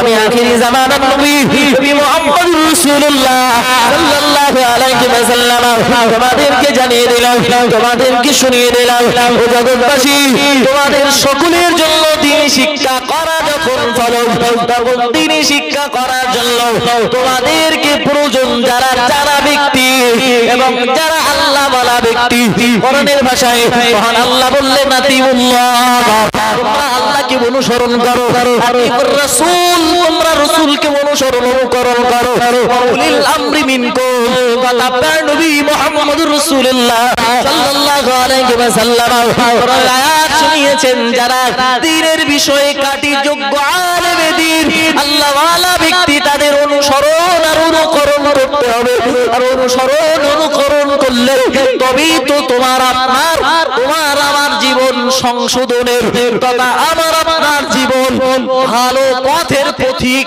হবে ইনশাআল্লাহ আর যদি আমরা সময় অবহেলায় নষ্ট করি যদি না শোনার চেষ্টা করি নিশ্চিতভাবে জানার মতো কোনো মন মানসিকতা তৈরি হবে না এবং আমাদের এই না জানার কারণে আল্লাহ কঠিন কিয়ামতের দিনও আল্লাহ জিজ্ঞাসা করবে সময়টাকে তুমি কোন রাস্তায় তুমি ব্যয় করেছিলে তোমার সময়টাকে তুমি কোন রাস্তায় ব্যয় করেছিলে বান্দা সেদিন যদি জব না দিতে পারো তাহলে বিশ্বাস করুন ওই দিন যদি জব না দেওয়া যায় তাহলে আমাদের ওই দিনের ভয়ঙ্কর পরিস্থিতি হবে ওই দিন কেউ ছাড় পাবে না আল্লাহর বান্দা মনে রাখো ও মুসলমান গুণী সন্তান ছোট্ট একটা দৃষ্টান্ত দিয়ে নবী মুহাম্মদুর রাসূলুল্লাহ সাল্লাল্লাহু আলাইহি ওয়াসাল্লাম নবী আমার জানিয়ে নিয়েছেন ও আমার সাহাবারা মনে রাখো ওদিন কিয়ামতের দিন আমি আল্লাহ পাকের নবী মুহাম্মদুর রাসূলুল্লাহ সাল্লাল্লাহু আলাইহি ওয়াসাল্লাম আমার উম্মতির জন্য আমি তিনটি জায়গায় অবস্থান করব এক নম্বরে আমার উম্মতির জন্য আমি মিজানের পাল্লার কাছে দাঁড়িয়ে যাব সাহাবারা জিজ্ঞাসা করেছেন ইয়া রাসূলুল্লাহ ইয়া হাবিবাল্লাহ হুজুর আপনি মিজানের পাল্লার কাছে কেন দাঁড়াবেন সাহাবাদের প্রতি উত্তরে বলেছেন ও আমার সাহাবারা মনে রাখো আমি রাসূলুল্লাহ এজন্যই দাঁড়িয়ে যাব কারণ ওনার উম্মতিরা যদি ধরা পড়ে এজন্য আমি তাদের সুপারিশ করে আল্লাহ তাআলা জান্নাতে নিয়ে যাবার ব্যবস্থা করব সাহাবারা জিজ্ঞাসা করেছেন ইয়া রাসূলুল্লাহ দুই নম্বরে কোথায় দাঁড়িয়ে যাবেন নবী আমার জানিয়েছেন আমি দুই নম্বরে ফুলসিরাতের পাশে দাঁড়িয়ে যাব সাহাবারা জিজ্ঞাসা করলেন ইয়া রাসূলুল্লাহ ইয়া হাবিবাল্লাহ হুজুর আপনি ফুলসিরাতের কাছে কি জন্য দাঁড়াবে? রাসূল বললেন পুলসিরাতের ময়দানে যদি আমার গুনাহগার উম্মত উম্মতিরা ধরা পড়ে যায়, আমি নবী তাদেরকে সুপারিশ করে করে আল্লাহ দয়ার জান্নাতে নিয়ে যাব। নবী মুহাম্মদুর রাসূলুল্লাহ সাল্লাল্লাহু আলাইহি ওয়াসাল্লাম আবার সাহাবারা জিজ্ঞাসা করলেন, তথা দয়ার নবীকে আবার জিজ্ঞাসা করা হলো, ইয়া রাসূলুল্লাহ, ইয়া হাবিবাল্লাহ, হুজুর আপনি মিজানের কাছে সিরাতের কাছে যদি না পাওয়া যায়, তথা আপনি 3 নম্বরে কোন জায়গায় দাঁড়িয়ে যাবেন? নবী মুহাম্মদুর রাসূলুল্লাহ সাল্লাল্লাহু আলাইহি ওয়াসাল্লাম বললেন, আমি 3 নম্বরে দাঁড়িয়ে যাব হাউজে কাউসারের কাছে। সাহাবারা জিজ্ঞাসা করলেন, ইয়া রাসূলুল্লাহ, ইয়া হাবিবাল্লাহ, হুজুর আপনি পুলসিরাতের কাছে দাঁড়াবেন গুনাহগার উম্মত উম্মতিকে সুপারিশ করে করে পার করানোর জন্য মিজানের পাল্লায় দাঁড়িয়ে যাবে। উম্মত যদি উম্মতির গুনাহ পাল্লা যদি ভারী হয়ে যায় আর নেকির পাল্লা যদি হালকা হয়ে যায়, তাদেরকেও সুপারিশ করে করে আপনি দয়ার আল্লাহর জান্নাতে নিয়ে যাবেন। ইয়া রাসূলুল্লাহ, আপনি হাউজে কাউসারের পাশে কি জন্য দাঁড়াবেন? নবী আমার বলেছিলেন, ও সাহাবারা মনে রাখো, কারণ তা অন্য কিছু নয়, বরং কঠিন কিয়ামতের দিন অত্যন্ত ভয়ঙ্কর হবে। আর ওই ভয়াবহ দিনে আমার গুনাহগার উম্মত উম্মতিরা পানির পিপাসায় তারা ছটফট করতে থাকবে। আর আমি নবী মুহাম্মদুর রাসূলুল্লাহ সাল্লাল্লাহু আলাইহি ওয়াসাল্লাম আমি নিজ হাতে আমার উম্মত আর উম্মতির জন্য পানি পান করিয়ে জান্নাতের বাসিন্দা বানিয়ে দেব। জোরে বলুন। তাদের জান্নাতে প্রবেশের ব্যবস্থা করে দেব, তথা আমি আল্লাহর কাছে সুপারিশ করব। হাদিস শরীফের ভিতরে এসেছে, ওই কঠিন কিয়ামতের দিন কেউ কারোর জন্য সুপারিশ করবে না। এক পর্যায়ে মানুষরা চলে যাবে নবী আদম আলাইহিস সালামের কাছে, বলবে আমি গন্ধম ফল খেয়েছিলাম, ভুল করেছিলাম, আল্লাহ যদি এই রাগান্বিত অবস্থায় আমাকে জিজ্ঞাসা করে, আমি তোমাকে নিষেধ করেছিলাম গন্ধম ফল খেতে, কিন্তু তুমি খেয়েছিলে কেন? জবটা দাও। আমি নবী আদম আলাইহিস সালাম জব দিতে পারবো না, বরং তোমরা নবী নূহ আলাইহিস সালামের কাছে যাও। নূহ আলাইহিস সালামের কাছে আসবে কিছু মানুষ, তারা জিজ্ঞাসা করবে আপনি আমাদের জন্য একটু সুপারিশ করুন। নবী নূহ আলাইহিস সালাম বলবেন, আমিও সুপারিশ করতে পারবো না, কারণ আমার সন্তান কিনান সে জাহান্নামী, আর জাহান্নামী মানুষের জন্য যখন প্লাবন হয়েছিল ওদিন আমি সুপারিশ করেছিলাম। এরপরে ক্রম অনুসারে নবী ইব্রাহিম আলাইহিস সালামের কাছে আসবে, নবী মুসা আলাইহিস সালামের কাছে আসবে। নবী মুসা আলাইহিস সালাম বলবেন, আমি একটা চড়ে এক কিপ্টিকে মেরে ফেলেছিলাম।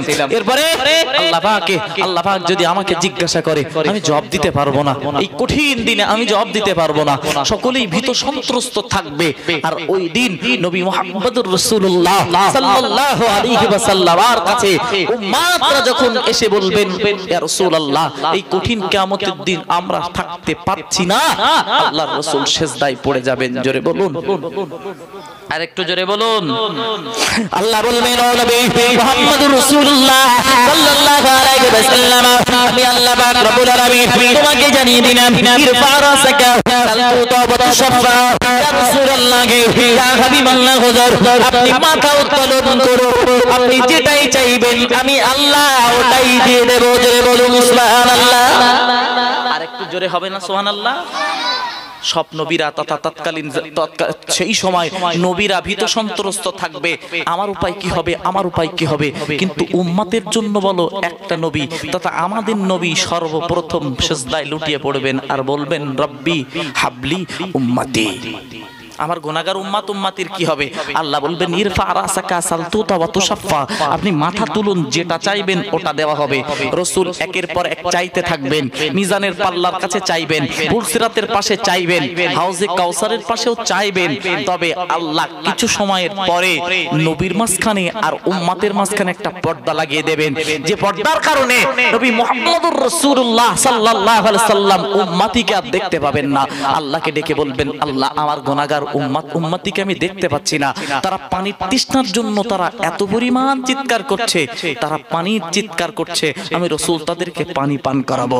আল্লাহ বলবেন, ও নবী মুহাম্মদুর রাসূলুল্লাহ, আমি কোরআনের আয়াত নাযিল করে তোমাকে জানিয়ে দিয়েছিলাম, কুল ইন কুনতুম তুহিব্বুনাল্লাহ ফাত্তাবিউনি বিবিকুমুল্লাহ ওয়া ইয়াগফির লাকুম যুনুবাকুম আল্লাহু গফুরুর রহিম। আল্লাহ পাক রব্বুল আলামিন জানিয়ে দিলেন, ও দুনিয়াবাসী, পৃথিবীর জমিনে তোমরা যদি আল্লাহকে ভালোবাসতে চাও তাহলে পৃথিবীর জমিনে নবী মুহাম্মদুর রাসূলুল্লাহ সাল্লাল্লাহু আলাইহি ওয়াসাল্লামকে ভালোবাসো। না না না, আমি এই কথা জানিয়েছিলাম, কিন্তু এই উম্মতের মাঝখানে পর্দা খাড়া করে দেওয়ার কারণটা অন্য কিছু নয়, এরা আপনার উম্মত হিসাবে ছিল, কিন্তু না না না, আপনার নীতি আদর্শ এদের জীবনে বাস্তবে ছিল না, এজন্য এদের জন্য আজকে আপনি সুপারিশ করতে পারবেন না এবং এদেরকে আপনি পানিও পান করাতে পারবেন না। আপনি এদের পানিও পান করাতে পারবেন না, সুপারিশ করতেও পারবেন না, কারণ এরা আপনার উম্মত হিসাবে ছিল, কিন্তু এরা নাফরমানি করেছে, এরা পৃথিবীর চাকচিক্য মহব্বতে পড়ে আপনাকে ভুলে গেছে। আপনি নবী, আপনাকে ভালোবাসতে বলেছিলাম, কিন্তু আপনার ভালোবাসায় পাগল হয়নি। আমার আল্লাহ আবার ডেকে বলবেন, ও নবী মুহাম্মদুর রাসূলুল্লাহ সাল্লাল্লাহু আলাইহি ওয়াসাল্লাম, আমি আল্লাহ জানিয়েছিলাম, আতাকুমুর রাসূলু ফাকুযুহু ওয়া মা নাহাকুম আনহু ফান্তাহু। আল্লাহ জানিয়েছেন, পৃথিবীর জমিনে নবী মুহাম্মদুর রাসূলুল্লাহ সাল্লাল্লাহু আলাইহি ওয়াসাল্লাম যেটা দিয়েছেন ওটা আঁকড়ে ধরতে হবে, রাসূল যেটা বর্জন করতে বলেছেন ওটাকে পরিহার করতে হবে, ওটাকে ছেড়ে দিতে হবে, ওটাকে বাদ দিতে হবে। আল্লাহ ডাক মেরে বলবেন, ও নবী মুহাম্মদুর রাসূলুল্লাহ সাল্লাল্লাহু আলাইহি ওয়াসাল্লাম, আজকে এদেরকে পানি পান করাতে পারবেন না, এদের জন্য সুপারিশ করবেন না, কারণ এরা আপনার কথাগুলোকে মান্যতা দেয়নি, কারণ আপনি যেটা নিষেধ করেছিলেন সেটাকে তারা নিজের জীবনে তারা মান্যতা দিয়ে তাদের জীবন রেখা অতিবাহিত করেছে। যেটা নিষেধ করেছিল সেটা মেনেছে, যেটা করতে বলেছিল সেটা করিনি, এজন্য এদের পানি পান করাতে পারবেন না। রাসূল বলেছেন, এই পানি যারা একবার পান করবে তার আর কোনোদিন পানি পিপাসা লাগবে না। জোরে বলুন, আর একটু জোরে হবে না? হাউজে কাউসারের পানিটা এমন পানি যে বান্দা একবার পানি পান করবে তার আর কোনোদিন আর পানি পান করা লাগবে না, পিপাসাই আর লাগবে না। জোরে হবে না সুবহানাল্লাহ? আল্লাহর বান্দা মনে রাখো, ও মুসলমানগণ, সন্তান অবাক হয়ে যাবেন বাবু, ও আল্লাহর বান্দা, তাহলে নবী মুহাম্মদুর রাসূলুল্লাহ সাল্লাল্লাহু আলাইহি ওয়াসাল্লামকে যদি আমরা না ভালোবাসি, নিশ্চিতভাবে ওই কঠিন কিয়ামতের দিন আমরা নবী মুহাম্মদুর রাসূলুল্লাহ সাল্লাল্লাহু আলাইহি ওয়াসাল্লামের হাত থেকে পানি পাওয়ার আশাও করতে পারি না। আমরা ওই দিন নবী মুহাম্মদুর রাসূলুল্লাহ সাল্লাল্লাহু আলাইহি ওয়াসাল্লামের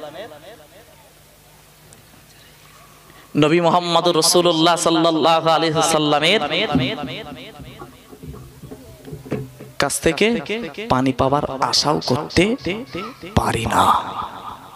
আল্লাহর বান্দা, ও মুসলমান ঘরের সন্তান, ও আল্লাহর বান্দা, এই পৃথিবীতে আমরা কিভাবে চলবো? রাসূলের সুন্নাত মোতাবেক চলতে হবে, তাহলে জীবন সংশোধন হবে। আল্লাহর বান্দা, ও মুসলমান ঘরের সন্তান, জীবন সংশোধন করতেই হবে, না তো ধরা পড়তেই হবে। আল্লাহ আমাদের সকলকে বোঝার তৌফিক দিক। বলুন আল্লাহুম্মা আমিন। আরো জোরে বলুন আল্লাহুম্মা আমিন। আমার সময় শেষ হয়ে গেছে, কিন্তু কানে কানে একটা কথা বলে গেছে, আপনারা শুনতে পাননি মনে হচ্ছে। আমার পরে যিনি বক্তা, উনি আস্তে আস্তে ওনার গাড়িটার পাঞ্চার হয়ে গেছে, এজন্য লেট করছে। আল্লাহ তার এই বিপদ থেকে নিষ্কৃতি দিয়ে আমাদের কাছে তথা আপনাদের কাছে সহি সালামতে পৌঁছে দিক। বলুন আল্লাহুম্মা আমিন। পর কথা, আল্লাহ পাক রব্বুল আলামিন আমাদেরকে পৃথিবীতে পাঠিয়েছেন, তাহলে আমি একেবারে আমার বক্তব্য শুরুতে বলেছিলাম ইবাদতের জন্য। ঠিক বলছি না ভুল বলছি? এবং তামাম পৃথিবীতে আমরা ক্ষতিগ্রস্ত হই অনেকগুলো কারণের ভিতর দিয়ে। যে ক্ষতিগ্রস্ত হওয়ার মূল কারণ বলেছি সেটা হলো সম্পদ। এই সম্পদের লালসায় আমরা রাসূলকে ভুলে গেছি, প্যারা নবীকে ভুলে গেছি, আল্লাহকে ভুলে গেছি। ঠিক বলছি না ভুল বলছি? আল্লাহর বান্দা মনে রাখুন, ও মুসলমান গণের সন্তান, ও আল্লাহর বান্দা, আমি আপনাকে সম্পদ সঞ্চয় করতে বারণ করব না, তবে না এমন সম্পদ যেন হয়ে না যায় যে সম্পদের কারণে আপনি ক্ষতিগ্রস্ত হয়ে পড়েন, তাতে আল্লাহর দরবারে আপনাকে হিসাব দিতে হয়। ও মুসলমান গণের সন্তান, ও আল্লাহর বান্দা, ও মুসলমান গণের সন্তান, এখন জীবনটাকে কিভাবে অতিবাহিত করবে এটাই আপনার কাছে প্রশ্ন। ঠিক বলছি না ভুল বলছি? বক্তব্যের সার অংশ হলো আমাকে আপনাকে জীবন তৈরি করতে হবে। জীবন তৈরি করার জন্য আমাকে কিছু ফর্মুলা অনুসরণ করতে হবে। ঠিক বলছি না ভুল বলছি? এখন ফর্মুলা নাম্বার 1, ও আল্লাহর বান্দা, তামাম পৃথিবীতে সর্বপ্রথম আল্লাহকে না দেখে বিশ্বাস করতে হবে। আমানতু বিল্লাহি ওয়া মালাইকাতিহি, এক নম্বরে বিশ্বাস করতে হবে আল্লাহ ছাড়া কোনো মাবুদ নাই, আল্লাহ ছাড়া কোনো স্রষ্টা নাই, আল্লাহ ছাড়া কোনো সৃষ্টিকর্তা নাই, আল্লাহ ছাড়া কোনো খালেক নাই। ও মুসলমান ঘরের সন্তান, ও আল্লাহর বান্দা, এখন আপনার অসুস্থতার ভিতর দিয়ে জীবন অতিবাহিত হচ্ছে। আপনি বিশ্বাস করলেন, আপনি মনে মনে করলেন না আমার অসুস্থতা দিয়েছে, এই অসুস্থতার কারণে না এই অসুস্থতা হয়তো আল্লাহ অন্য কাউকে দিতে পারত, অন্য কাউকে আল্লাহ দিতে পারত। ও আল্লাহর বান্দা, মনে রাখতে হবে আল্লাহ আপনাকে অসুস্থতা দিয়েছে না আল্লাহ হয়তো আপনাকে পরীক্ষার জন্য দিয়েছে। ও আল্লাহর বান্দা, আমি বিশ্বাসটুকু করতে হবে আপনার ভালো এবং মন্দ, আপনার দুঃখ কষ্ট সবকিছুই আল্লাহর পক্ষ থেকে হয়, এই কথাটা সর্বপ্রথম আপনাকে বিশ্বাস করতে হবে। বলুন, এক নম্বরে বিশ্বাস করতে হবে আল্লাহকে। তবে আল্লাহকে বিশ্বাস করার ভিতর দিয়ে ভালো মন্দ, রোগ শোক বালা মুসিবত সবকিছুকেই বিশ্বাস করতে হবে যেটা আমার রবের পক্ষ থেকে। দুঃখিত হলে চলবে না, সাহায্য প্রার্থনা করতে হবে রবের কাছে। আল্লাহ দুঃখের ভিতর দিয়ে আমার জীবন অতিবাহিত হচ্ছে, তুমি মাবুদ, তুমি স্রষ্টা, পৃথিবীর দরবারে গেলে পাবো না, পৃথিবীর কারো কাছে গেলে পাবো না। আল্লাহ তুমি আমার দুঃখ মোচনকারী, তুমি আমার দুঃখ মোচন করে দাও। জোরে হবে না? আল্লাহর বান্দা মনে রাখো, ও মুসলমান ঘরের সন্তান, নবী আইয়ুব আলাইহিস সালাতু ওয়াস সালামকে আল্লাহ রোগ দিয়েছিল। ও আল্লাহর বান্দা, এক দুদিন নয়, দুই দিন নয়, 3 দিন নয়, আল্লাহ অনেক বছর ধরে নবী আইয়ুব আলাইহিস সালাতু ওয়াস সালামকে আল্লাহ রোগ দিয়েছিল। তবে না একবারের পরেও বিশ্বাস হারায়নি যে আমাকে আল্লাহ বিমুখী হতে হবে। ও মুসলমান ঘরের সন্তান, কারণ আল্লাহর কাছে বারবার আল্লাহর কাছে বলতেন, রব্বুল আলামিন আল্লাহ আমার সারা দেহটা পোকায় জর্জরিত হয়ে গেছে, তবে আল্লাহ আপনার কাছে মিনতি, আপনার কাছে দাবি হলো যে জবান দিয়ে আপনাকে সন্তুষ্ট করব, যে জবান দিয়ে আপনাকে প্রভু বলে ডাকবো, যে জবান দিয়ে আপনার কৃতজ্ঞতা করব, যে জবান দিয়ে আপনার প্রশংসা করব, ওই জবানটুকু আপনি আমাকে ভালো রেখে দেন। জোরে বলুন, যে জবানটুকু আল্লাহ আমাকে দিয়েছেন এই জবানটুকু ভালো রেখে দেন। এই বিশ্বাস আমাদের আনতে হবে, ভালো মন্দ সবকিছু আল্লাহর পক্ষ থেকে। আল্লাহর বান্দা, ও মুসলমান গণের সন্তান, ও আল্লাহর বান্দা, ও মুসলমান গণের সন্তান, নবী আইয়ুব আলাইহিস সালাতু ওয়াস সালামকে পৃথিবীর জমিন থেকে তথা পৃথিবীর জমিনে এখানে বাস করতেন ওখান থেকেও বিতাড়িত করে দিয়েছিল, কিন্তু একবারও হতাশ হননি, কারণ আল্লাহর সাহায্য প্রার্থনা করেছে। ও মাওলা সাহায্য করে দাও, সাহায্য করে দাও, আল্লাহ আমার জবানটুকু ভালো রেখে দাও, আল্লাহ আমার জবানটুকু ভালো রেখে দাও, তোমার প্রশংসা করব। জোরে বলুন সুবহানাল্লাহ।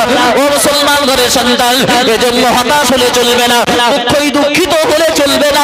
আল্লাহর বান্দা, যখন আপনি অসুস্থ হয়ে পড়বেন, আপনার পরিবারের কারো অসুস্থতা হয়ে পড়বে, টানা ভেঙে পড়লে চলবে না, সাহায্য চাইতে হবে রবের কাছে।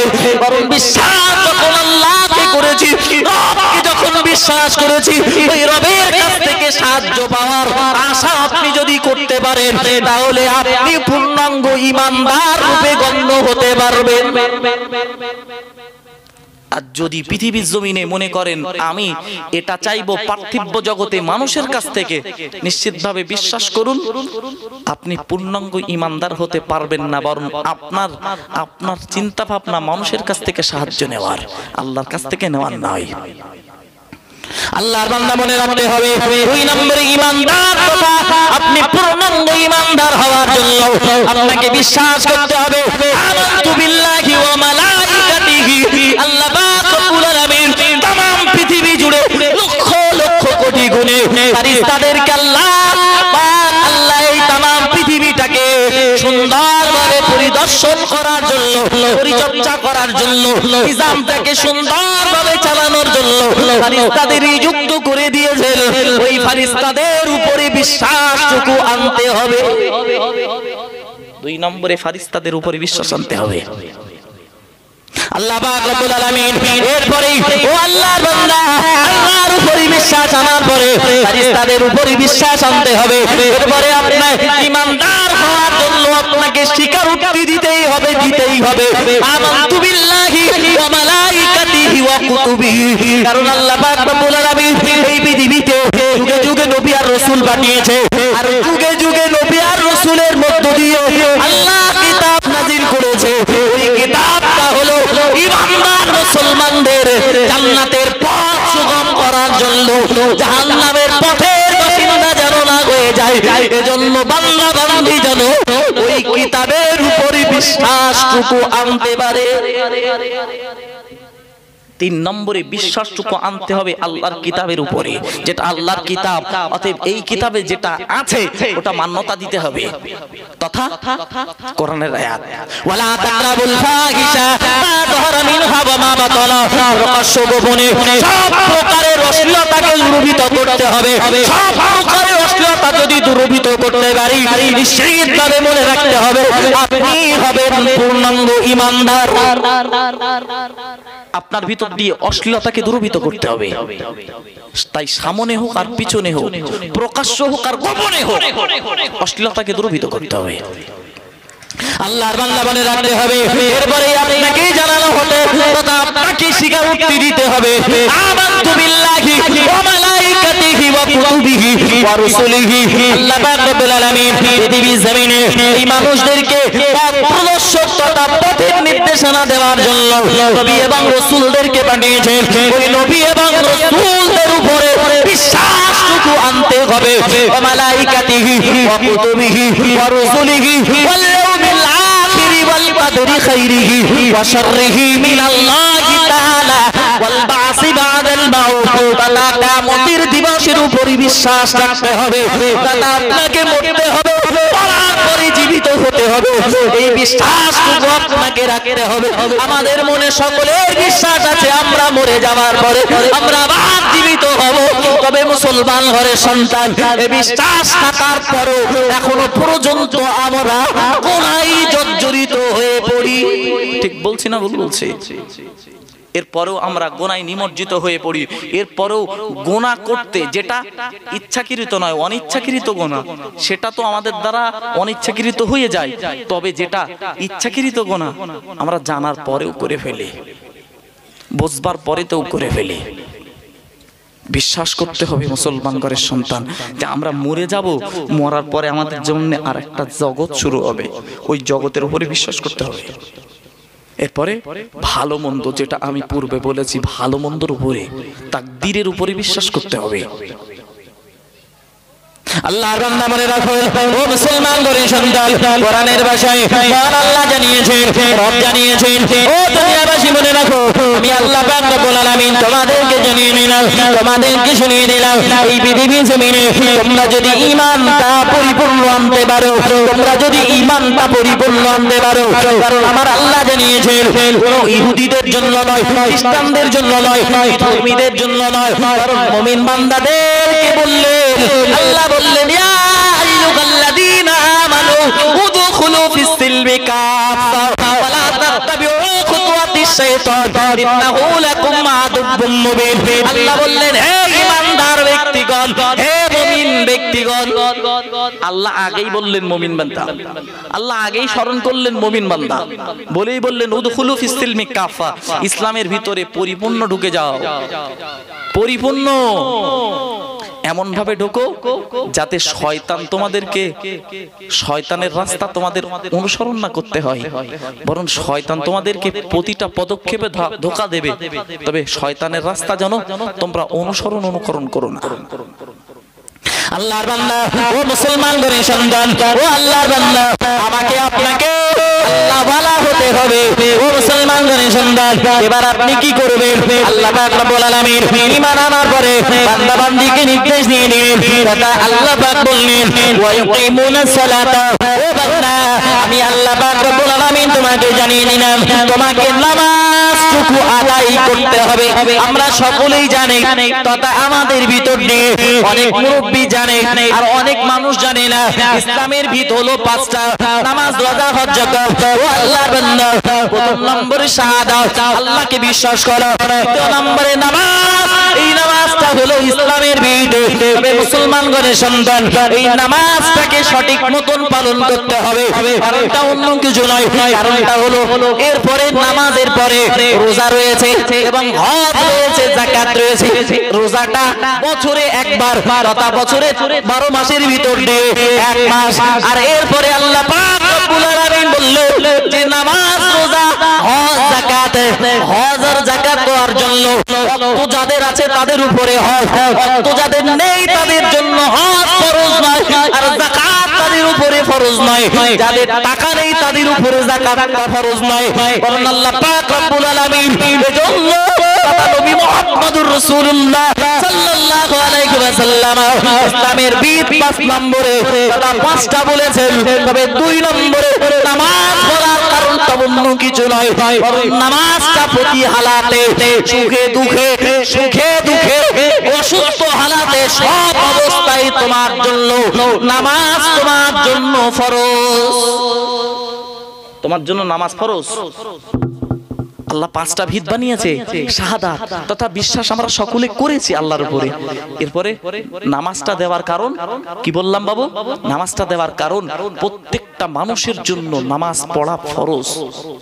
নামাজ পড়া ফরজ, কিন্তু রোজাটা বছরে একবার। আর এরপরে কি বললাম? বছরে একবার। এরপরে হজ আর যাকাত। তো যাকাত দিতে হয় তাদের যারা টাকা ওয়ালা ব্যক্তি, আর যাদের টাকা আছে তাদের উপরে হজ। মুসলমান ঘরের সন্তান, আল্লাহর বান্দা, ও মুসলমান ঘরের সন্তান, আল্লাহ পাক রব্বুল আলামিনের এই হুকুম এবং নির্দেশনাবলীগুলি যদি আমরা আমাদের জীবনে বাস্তবে রূপান্তরিত করতে পারি, নিশ্চিতভাবে আমাদের জীবন আলোকোজ্জ্বল হবে ইনশাআল্লাহ। আল্লাহর বান্দা, ও মুসলমান ঘরের সন্তান, আমাদের জীবনটাকে সংশোধনের রাস্তায় আনতে হবে। আল্লাহ আমাদের সকল